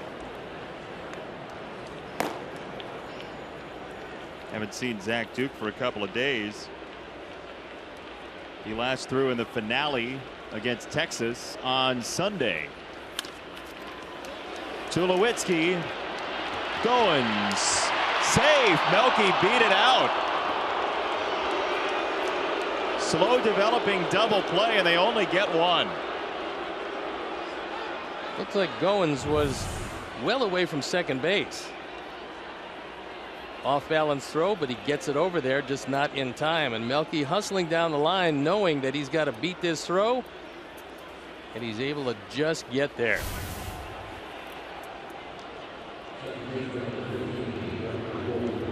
So instead of the double play, just the fielder's choice and 1 out with Brett Lawrie, another former Blue Jay, standing in. Brett, born in British Columbia, takes a strike.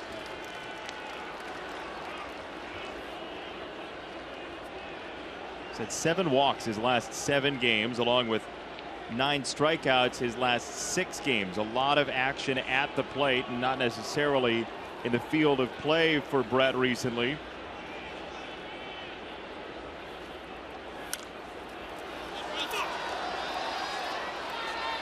Nothing in 2.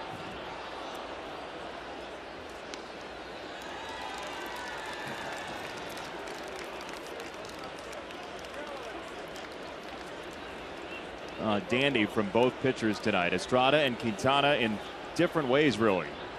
And if you're a base runner here, you're looking for anything in the dirt to take off if it gets away. 0-2. It's down. 1 ball, 2 strikes. Good spot for an 0-2 pitch, but he kept it out of the dirt. Well, there's a huge hole on the right side of the infield with Melky Cabrera held on by Dominguez.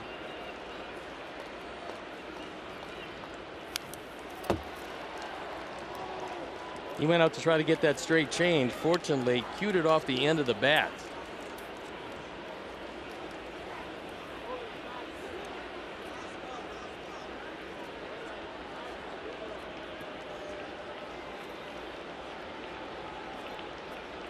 Pitch number 104 from Estrada. Lost steam on the changeup. It had the zone for a while. Brett took it, which is pretty much taking your at bat, leaving it in the hands of John Tumpane, who has been calling a whole lot of strikes tonight.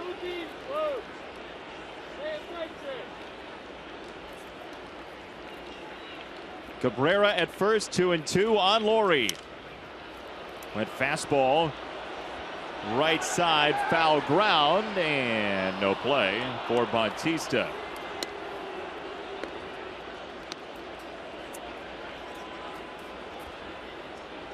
Where do you go here if you're Estrada on Laurie? Face high fastball. But he hasn't shaken off Russell Martin very much, so he's going to go with what Russell calls. That looks like the off speed pitch away. Never got to home. 3-2.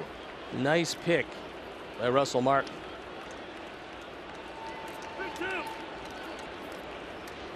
Looks like Nate Jones has joined Zach Duke in the pen. Pilar, Goins, and Saunders, 2 left-handers, due up in the 7th. 3-2 for Laurie, 1 down. And he fouled it off. Melky was going, trying to stay out of the double play. He has a couple of words for Ryan Goins at second.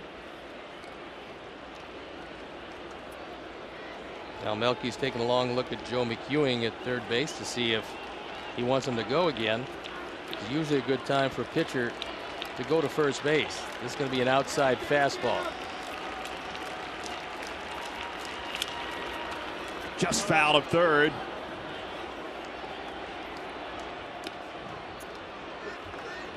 Hit that ball hard, but unfortunately got out a little too quickly, and Melky on the run again. So it'll take a 10th pitch on Laurie late in the game, 7th inning. No score. Sox have won 5 in a row. 3-2. Outside and low, ball 4. Good at bat by Brett Lawrie as he battled, spoiled some good pitches, kept the at bat alive until Estrada missed with a changeup away. And here's a man who's probably hit the ball harder than anybody in the lineup tonight. Lining out last time on a ball that looked like it was rising as Saunders picked it out of the air.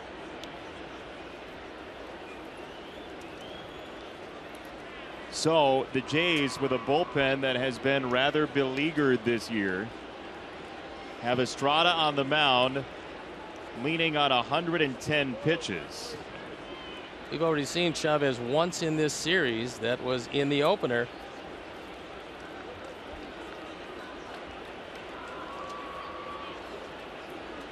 He struck out a couple of guys and got out of what was turning into a troublesome ninth inning.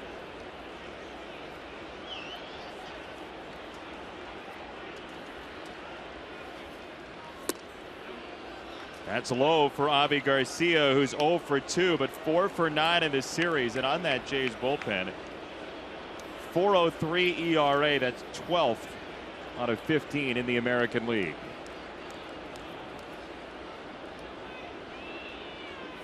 Estrada 1-0 to Garcia. Strike call. Melky can actually get a bigger secondary lead than he's getting, because so far Tulowitzki and Goins not paying any attention to him at second base.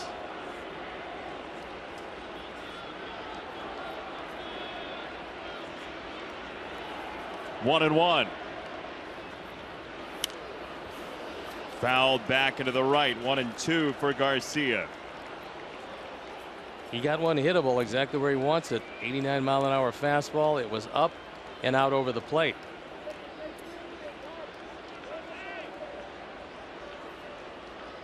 Estrada breaking a sweat in a lengthy inning so far. Just the fourth batter. He threw 10 pitches to Laurie. 1-2 for Avi. He lays off. 2 balls, 2 strikes.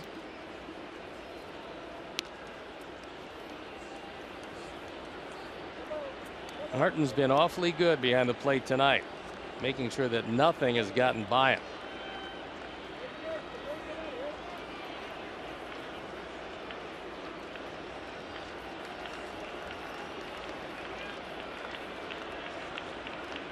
Two and two.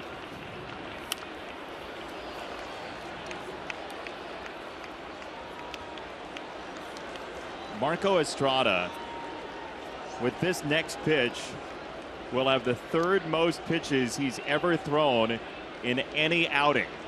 And the most pitches that any Blue Jay starter has thrown this year. So this an extended outing.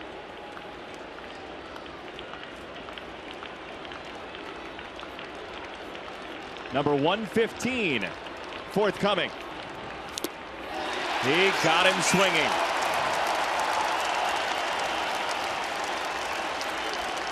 Two away. It's his best pitch, the straight change out of the zone. And now it's up to the former Blue Jay, Deoner Navarro.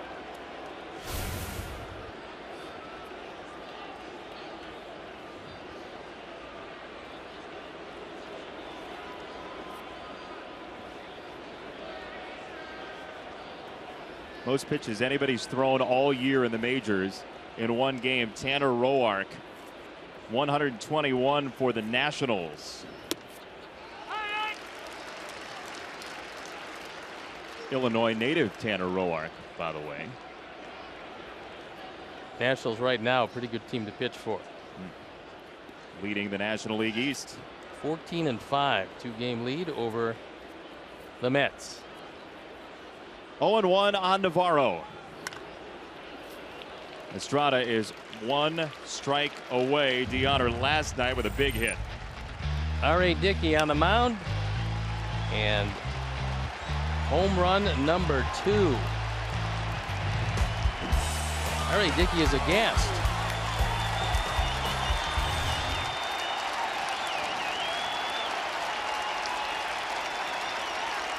Two strikes on Navarro. He serves it into right center field. Bautista is back. It splits the difference. Rolling back into play. The Sox take the lead. They get a couple. It is 2-0 here at Rogers Center. Deoner Navarro, the former Jay, gives him the lead. And a huge break that ball stayed in the ballpark, because it hit the top of the wall and bounced back toward the field of play. If it bounces out, it's only going to be 1 run, not 2. He gets that pitch down and puts a charge into it. With that first White Sox run, E-Click Lending will donate $100 to the Pat Tillman Foundation, supporting military veterans and their families. So the high bounce and the triple by Navarro, which is, I would assume, a rarity. Not the high bounce, but the triple. Jays are going to make a pitching change. Estrada is done. The Sox have the lead. They score in the 7th again. And we'll step aside.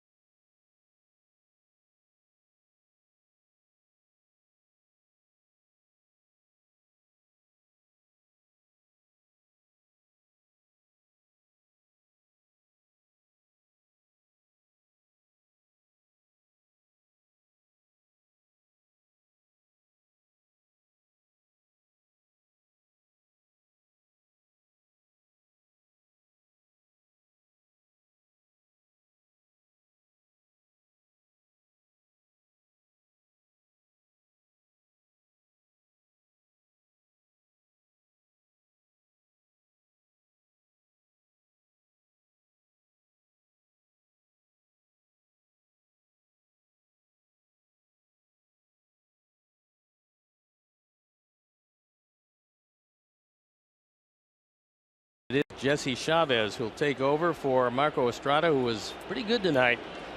On for the 9th time, entirely out of the bullpen. The ERA 2.35.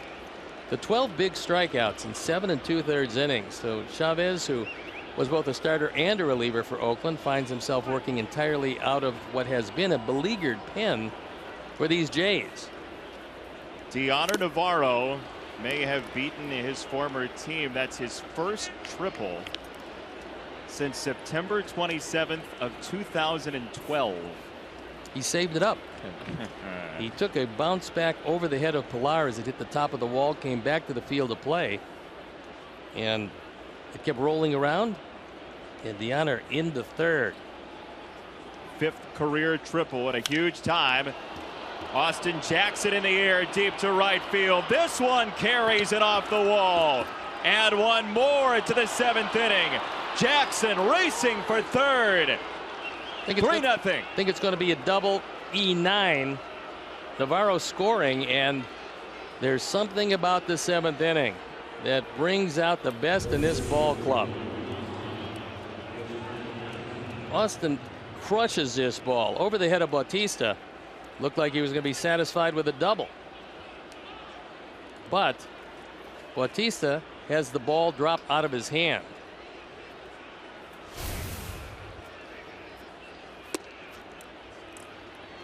So Marco Estrada, who had a shutout going, gives up 3 hits, and at least right now is likely the losing pitcher tonight.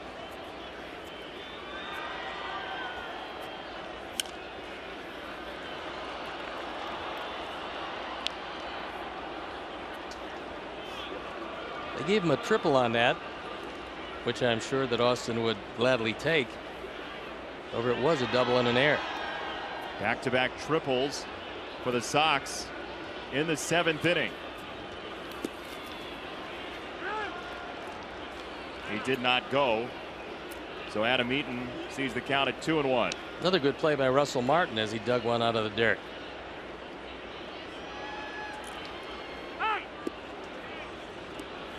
Navarro with 8 driven in. Jackson with 7. Has just thrown somebody out from the Blue Jays dugout. Here comes John Gibbons.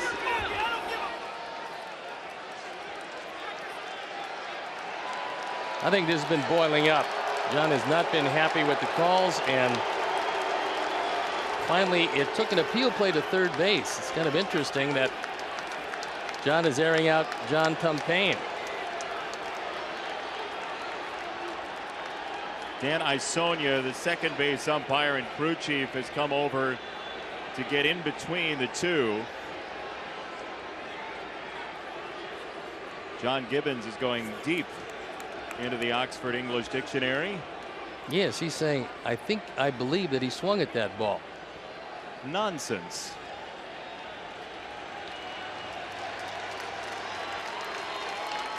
Well, John Champagne had been hearing it from both dugouts on the strike zone tonight. And when you are on the verge of being swept at home, plus that, it all starts to boil over the top of the pot. Well, normally you don't see a manager charging at the home plate umpire when an appeal is made at third, and the third base umpire, who had a good look at it, said that he didn't go. The third base umpire is Alan Porter tonight.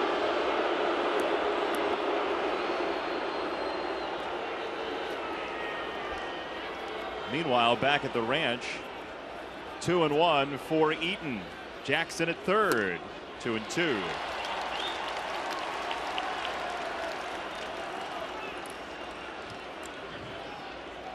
The Magic's 7th inning. That's what it's been all year long. 23 runs in the 7th inning this year. 3-2. It's not over yet. I thought it had been a long time since the Sox have had back-to-back triples, but it was last year in July. So not that long ago. It's a hard thing to do. Yeah. 3-2 from Chavez. Misses. The inning continues. 8th batter, Jimmy Rollins coming. Join the free WhiteSox.com blacklist for exclusive club content all year long, including ticket offers, breaking news, special event invites, and more. Visit WhiteSox.com/blacklist to register today.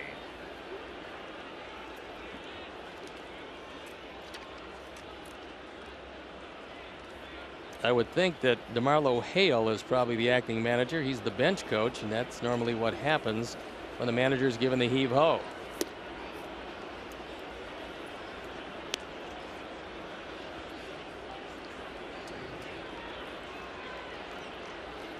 Well, a little insurance possibly here for the Sox, leading 3-0 after a scoreless draw through 6. Fastball outside, 2-0. Abreu next.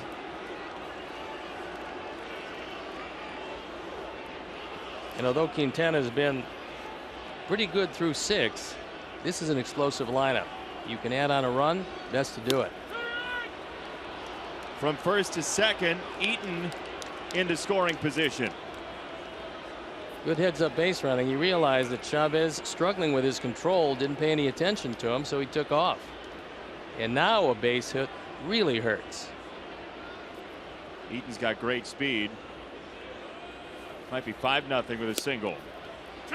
Nice pitch, 2-2.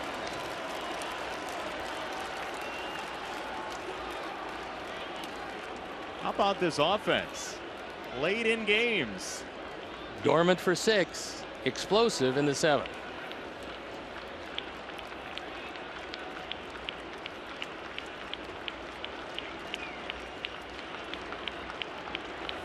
Two and 2. Center field. Kevin Pillar has it sized up, but the Sox take the lead, angling for a sweep. 2-run triple, Deoner Navarro. Estrada can only lose. The Sox by a triple.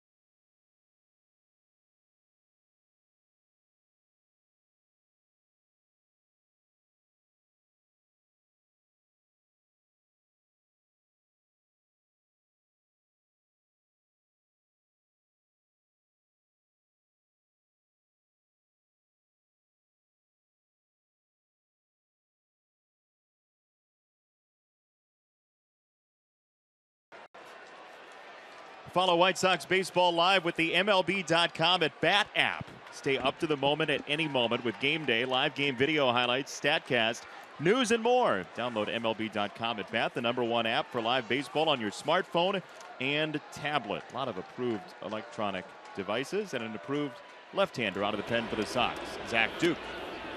Comes on with a sweeping breaking ball to Pilar, who's 1 for 2. So 6 innings for Quintana. No runs, 4 hits.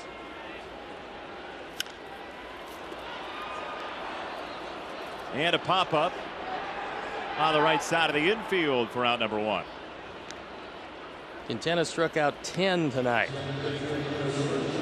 So we'll look at Zach Duke on for the 13th time. He's been the busiest man out of the pen. His ERA 2.57. And a total of 7 innings worked. And now with the 2 left-handers, he's going to face Goins and Saunders. I would think if the inning is still alive, he would not face Donaldson.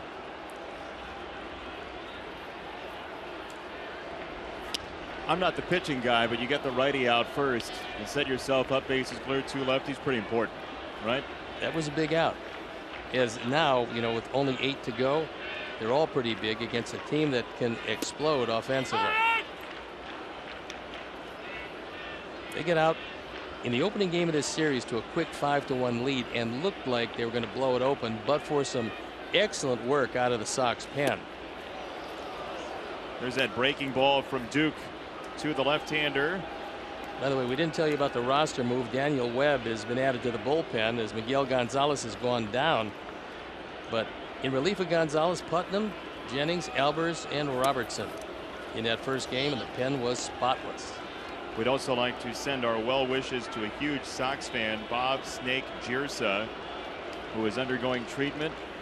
Get well soon to Bob. Big Sox fan.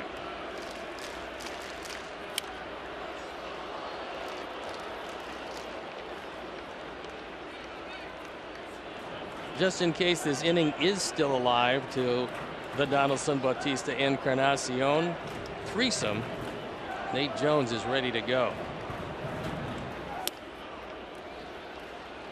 Turned Goins inside.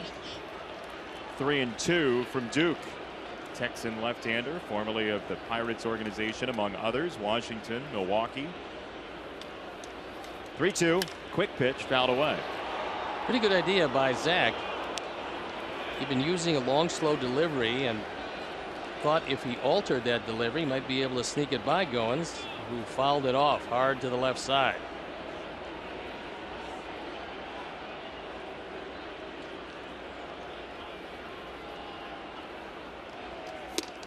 Called strike 3. Duke painted him on the outside half.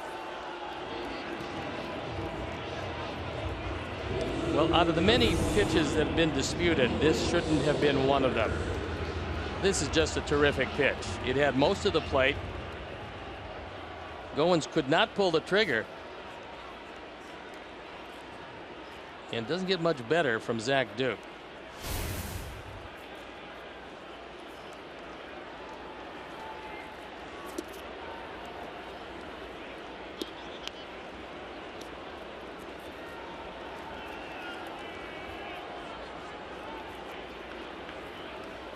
Ball no strikes to Saunders. 1-1. Pretty big at bat here because the Sox have failed to retire Donaldson in 3 at bats. A walk sandwiched in between a double and a single. Laurie on the outfield surface. A 1-2-3 inning for Zach Duke. Exactly what Robin and Don Cooper wanted. After 7, 3-0. Pale Hose.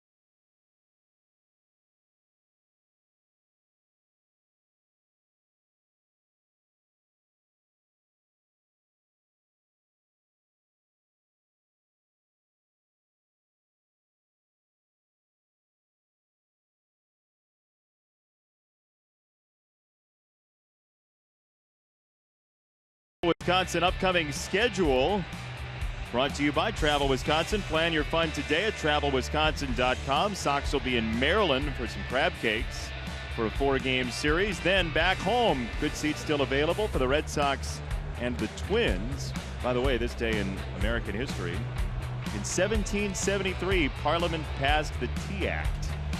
And you know how that went for the Red Sox, folks. There was a large party because of it. We've got a new pitcher coming in the ball game, and it is Ryan Tepera, who was here last year with the Blue Jays for 32 appearances, this being his first of the year. You see the numbers last year. So getting an opportunity out of a bullpen that has been used quite a bit and not near as effective as John Gibbons needs them to be.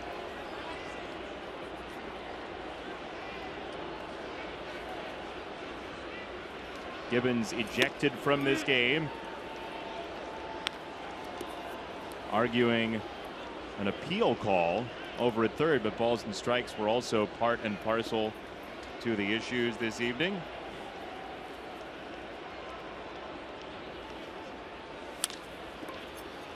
Through the middle, base hit for Abreu and a leadoff single for Jose, his first hit tonight.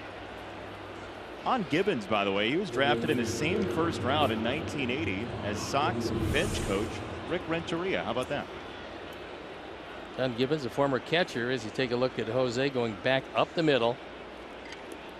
No chance at all for Tulowitzki. So an opportunity in the late innings to tack on another run or two. Todd Frazier 2 for 3, couple of singles against Marco Estrada, the starter. Popped it up.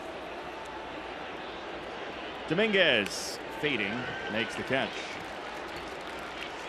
This is how much draft day has changed. Rick Renteria was talking to him before the game about this. He said, when I was drafted, there you see 20th overall, I was in school, I was in math class.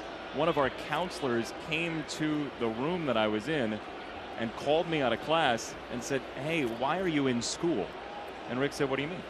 The counselor said, you've been drafted by the Pittsburgh Pirates. They're trying to reach you. You have to go home right now. There were no cell phones. There was no Twitter, none of that. He didn't even know he was picked. That can happen, but usually not in the first round. Yeah, usually you're not going to get blindsided by 20th overall, right? No. You remember your draft day? I do, and I know because there was no Twitter, I wasn't alerted either. But I was drafted in the 16th round. Found out on television, actually. 3-0 on Melky. Sox up 3-0. Drafted by the Indians and being a local product of Cleveland, they neglected to call me. So I was watching Jim Grainer Sports, and he mentioned it. Ball 4. 2 on, 1 out. Was that in the D block, as they say on local TV news, or were you the headliner? No, that obviously was not a headliner, not in the 16th round. You were the kicker, as they say. You were essentially the squirrel on water skis. Did not sign, as a matter of fact. You didn't? No, waited and then drafted by the Giants and did sign. So you kind of buried the lead. That was just your first draft day, not the one that you eventually owned. 2 on, 1 out. And that's down to Brett Lawrie. You mentioned Daniel Webb, just up from Charlotte. Well, you have to figure, if you do score, you see Daniel Webb. If you don't score, you see Nate Jones. To face the terrible threesome, Donaldson, Bautista, and Encarnacion. Terrible in that you don't want to face him. No, you don't want to face him. And in fact, the Jays aren't hitting the ball as well as they will. And the Sox are hoping that they take it out on the Central, because this team is going to score a lot of runs. When you score almost 900 runs last year and you return almost the same exact lineup, you figure that they're not going to stay offensively dormant for long.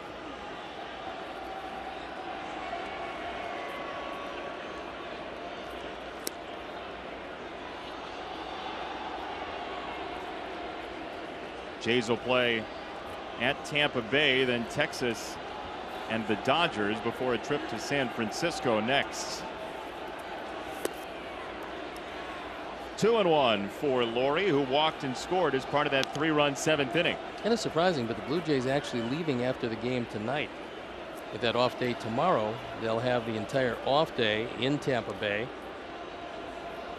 Something that a lot of teams don't do. A lot of teams travel on the off day. High fastball, 2-2 for Laurie from Tepera.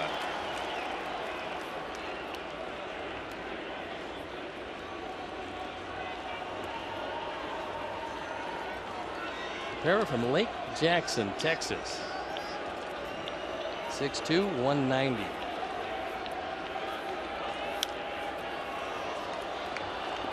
Foul just short of our booth, still 2-2. He was the wins leader for the Lansing Lugnuts in 2010. Ryan Tepera. An A-ball. A wonderful distinction. Lugnut leader. 2-2. 3 balls and 2 strikes. For those of you who've never seen the cap of the Lansing Lugnuts, the emblem is a smiling lugnut. Handsome little guy. They're cute when they're young. 3-2 for Laurie.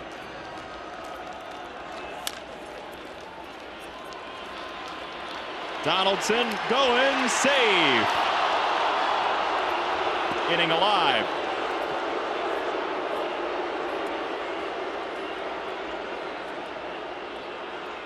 The Jays have had one double play. They've tried it 4 times, haven't been able to get it done. And this time, hustle by Laurie, able to keep the inning alive for Avi. Now they're thinking about making an appeal, I believe, at first base. I think he beat the play, but they're taking another look at it. See if there is a challenge. And if you weren't with us earlier, DeMarlo Hale is now the acting manager as John Gibbons has been thrown out of this game by John Tumpane. So on further review, never mind. There's Hale. Avi Garcia standing in.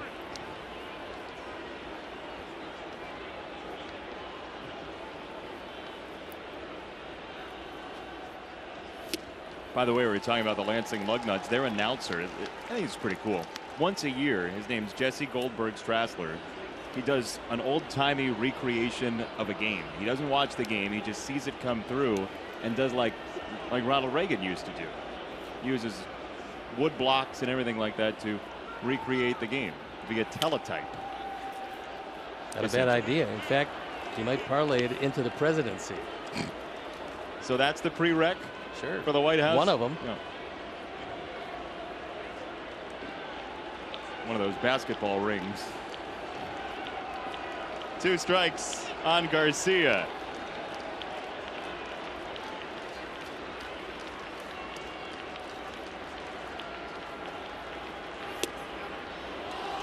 Missed the corner by a hair, 1-2. I'm sure that Russell Martin is not saying, hey, that's been a strike all night on both sides. He wants it away. He sets up out there. Ball actually comes back. Can't sell it.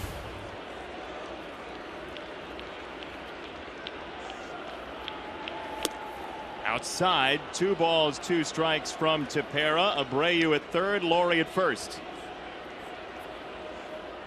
There's the, oh, that's an angry one-toothed lugnut. Yeah, that's a beleaguered Lansing lugnut. They need Jack Ruby. Then he would be eating gruel the rest of his lugnut life. The venerable dentist. 2-2 on Garcia. Slash to center field. It gets down. Abreu scores. Laurie coasts into third. 4-0 Sox. We highlighted Avi Garcia for having probably the best series of his year, and this is a slider that stays up. He crushes it into center field, driving in his 8th run of the year, and late runs as Villar takes his high off the chest. That hop surprised him. Normally, that's why you have a glove.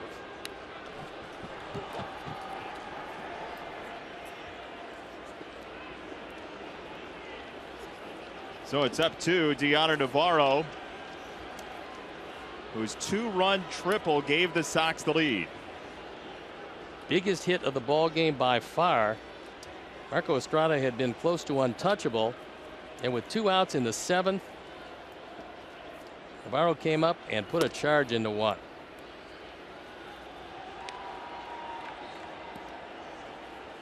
So not only has he tagged up and scored from third base, a sacrifice fly of some length when the outfielder fell down, but now he runs it into a triple for the first time since 2012.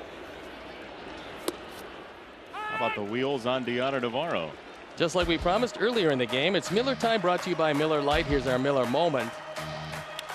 Estrada trying to battle his way out of the 7th, but it's not to be. It's high off the wall, bounces over the head of Pilar, and the flying feet of Navarro wind up at third base.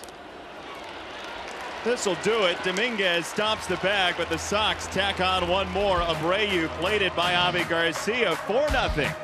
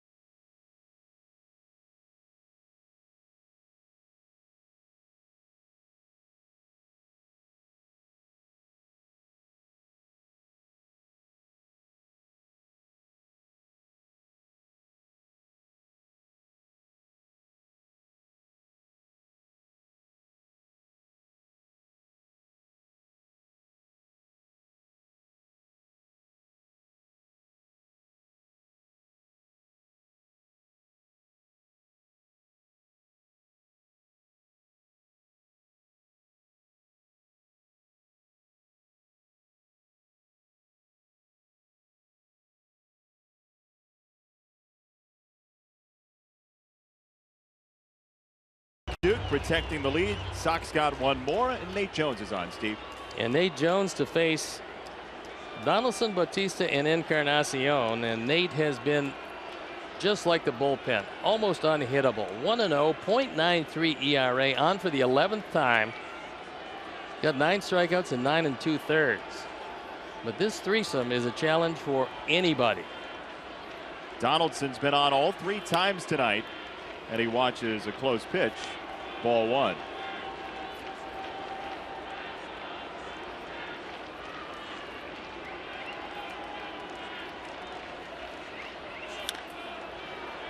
Foul of third, 1-1. Our intrepid reporter, one of the many we have on staff, Jim Canatero, alerts me that since the Sox trailed 5-1 in this series, they've outscored the Blue Jays 20-1. And on the verge of sweeping them with 6 more outs. Rollins on the charge, has some time.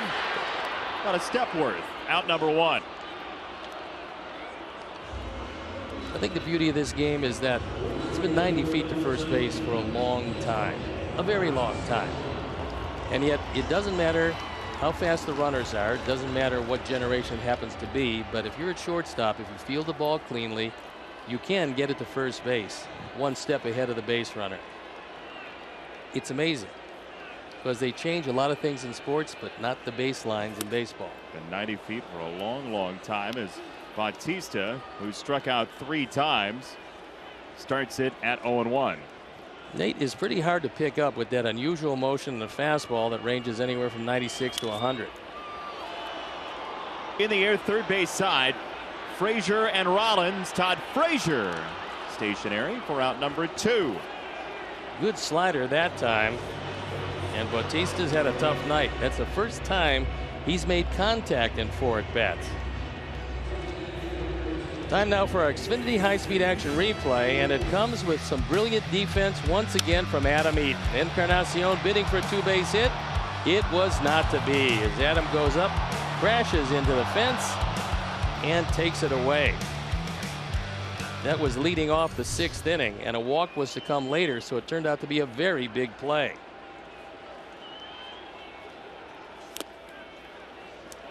Heard you and Hawk talking about it during that road trip a couple of weeks ago, how important defense can be in a baseball game. Well, number one, it makes the pitching staff look much better. It convinces guys to just throw strikes. Long, tough play. Jump throw from Rollins, and he got him. There's that defense. 4-0 after 8.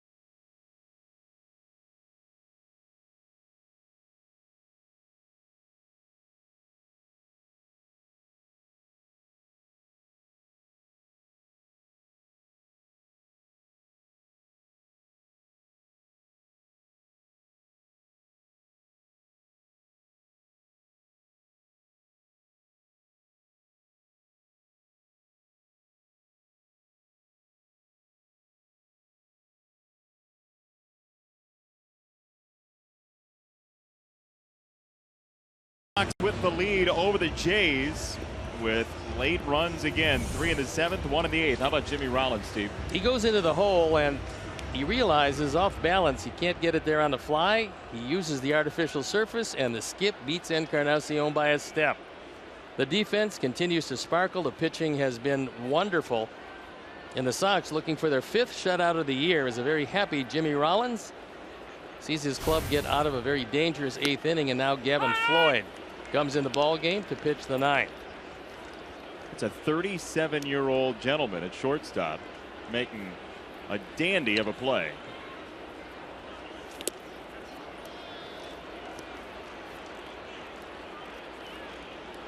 There you look at the numbers. On for the 8th time. Gavin Floyd, who came on in the opener, was not charged with a run, but he gave up a very big hit, a double to Todd Frazier. That scored both the tying and the eventual winning run. Sox were down in the opener 5-1 after 3 innings. They scored 6 unanswered, won 10-1 yesterday, and lead 4-0 tonight. As Jackson parks that one in the seats, still 1-2.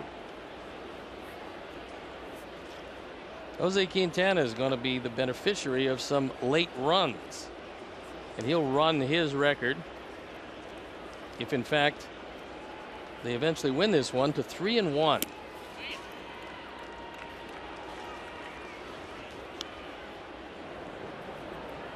David Robertson getting loosened up in the pen.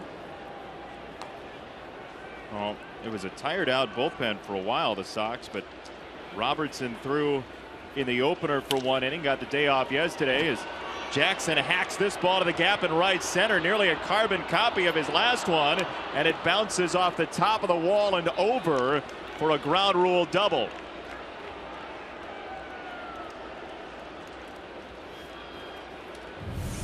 Two for 3 tonight with a triple and a double. He crushes this fastball. It would have been back-to-back triples for him if this one stays in the park. But this one hits the top of the wall on a bounce and bounds out.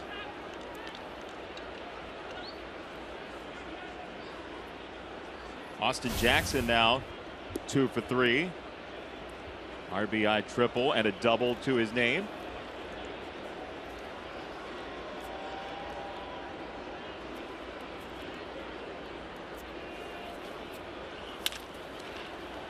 He's off from second and gets to third. Eaton is out. So on that 2 for 3 from Austin Jackson, the slugging percentage coming in was at .281, and now that power is starting to build. We've seen it in previous seasons when he was in the AL Central.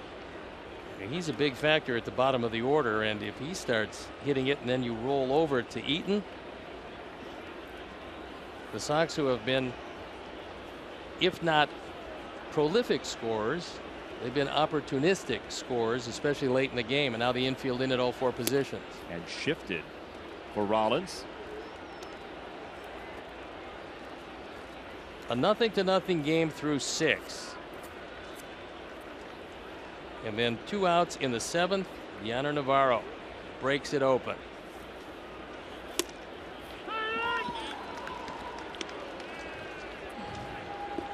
Sox entering play today had scored 78 runs, with 39 of those, exactly half, coming in the 7th inning or later. Been pretty amazing. And all of them tonight, the 7th inning and later. That's Still looking for more. It's going to make it more than half now. Yes, it will. Considerably more, as a matter of fact. Maybe 52%. 2-1. Infield in. That won't get the run home. Donaldson for out number 2. Here's an update on the picks to click. And considering the truck was pushing that, I imagined that it was going to be the Crew with the victory. But this is a close one now. Why don't our fans tweet in who they think should win with the hashtag picks to click? Sure. Why don't you tell us who should win? That's a good idea, but if you pick anybody but Navarro, it won't count. Well, Austin Jackson's 2 for 3. He added the extra run with his first triple. You could make the argument. You could. You'd be wrong, but you could make it. Strike 1 to Abreu. Gavin Floyd, our old friend. Can't believe you're lobbying this late in the going. You get surly when you're leading, and that's an interesting combination. You mean a bad winner? 0-2 on Abreu. I didn't say bad. I just said surly. Some people like surly.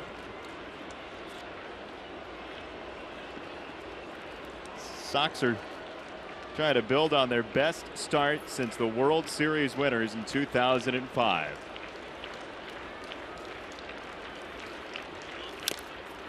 Fouled off his body.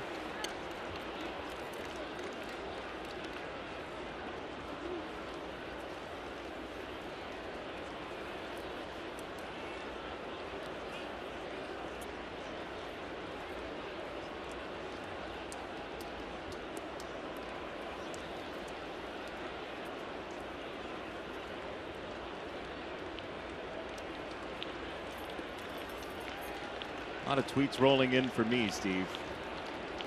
Yes, because that's why they're your tweets. Are you tweeting yourself to win? That's very transparent. People could see that quite easily. 2 strikes on Abreu. Jackson at third after a leadoff double. Breaking news across the border. The Braves have their 4th home run of the year tonight. And now it cuts the lead to 8-3 for Boston. We'll see those Red Sox coming up at U.S. Cellular Field. And they're pretty good. They've got some really good young players. Jackie Bradley Jr., Xander Mookie Bogaerts. Betts, Xander Bogaerts, some very good young talent with those Bostons.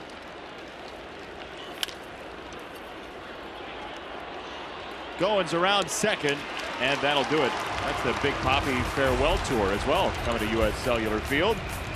Sox need 3 outs for the sweep.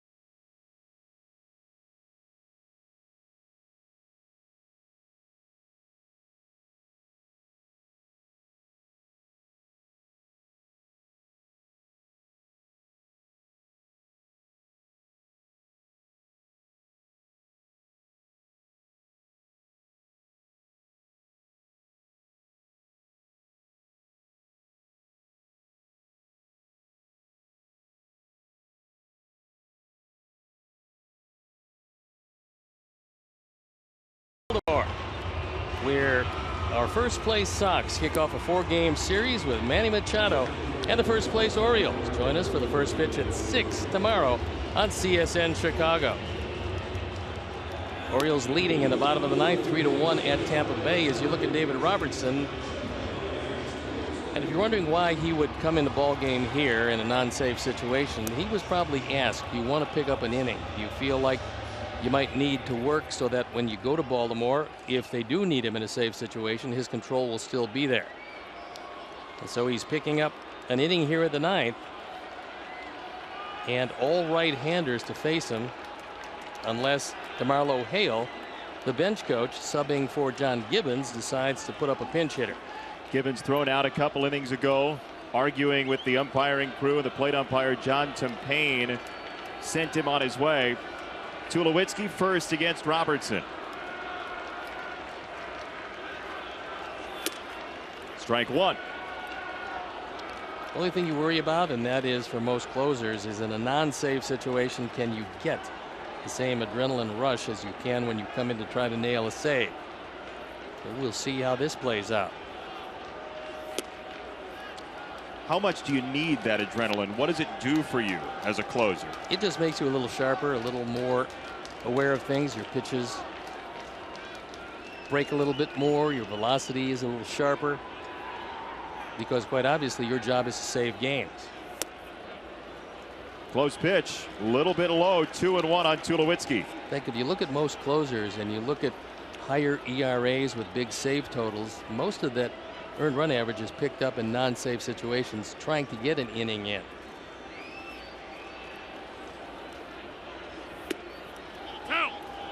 Two and 2 on a quaint breaking ball for Tulowitzki. That one a knee buckler as Tulowitzki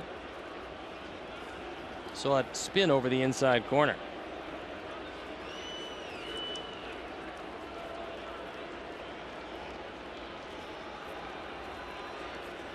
2-2. Strike 3 on Tulowitzki. 12th strikeout today for Sox pitching. After buckling his knees with the last curveball, here's another one, only this one's a whole lot better.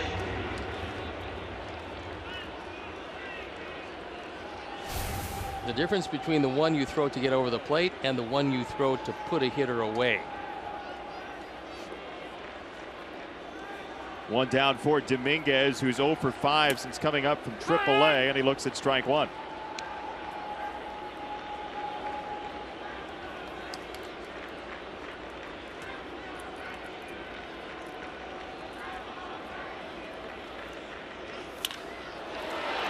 Left field, Melky Cabrera. Out number 2. 1 out away from the 5th shutout of the year. Of the very young season for the Sox. Best shutout total through 22 games since 1973. Team had 6 shutouts through 22. I was on that team. I didn't realize we were that good. I had a total of none to contribute to those 6. First pitch, strike to Martin. Your camaraderie was tremendously helpful, though. I was one of the great cheerleaders out of the bullpen. I was real good out of the bullpen. I think I probably had a 12-point ERA heading into my first start in June that year. It's a big number. I wasn't real good. 1-1 for Russell Martin.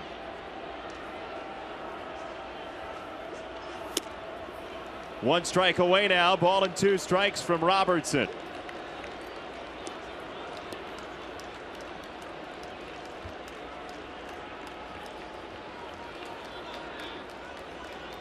Sox have allowed all of 10 runs during their 5-game win streak.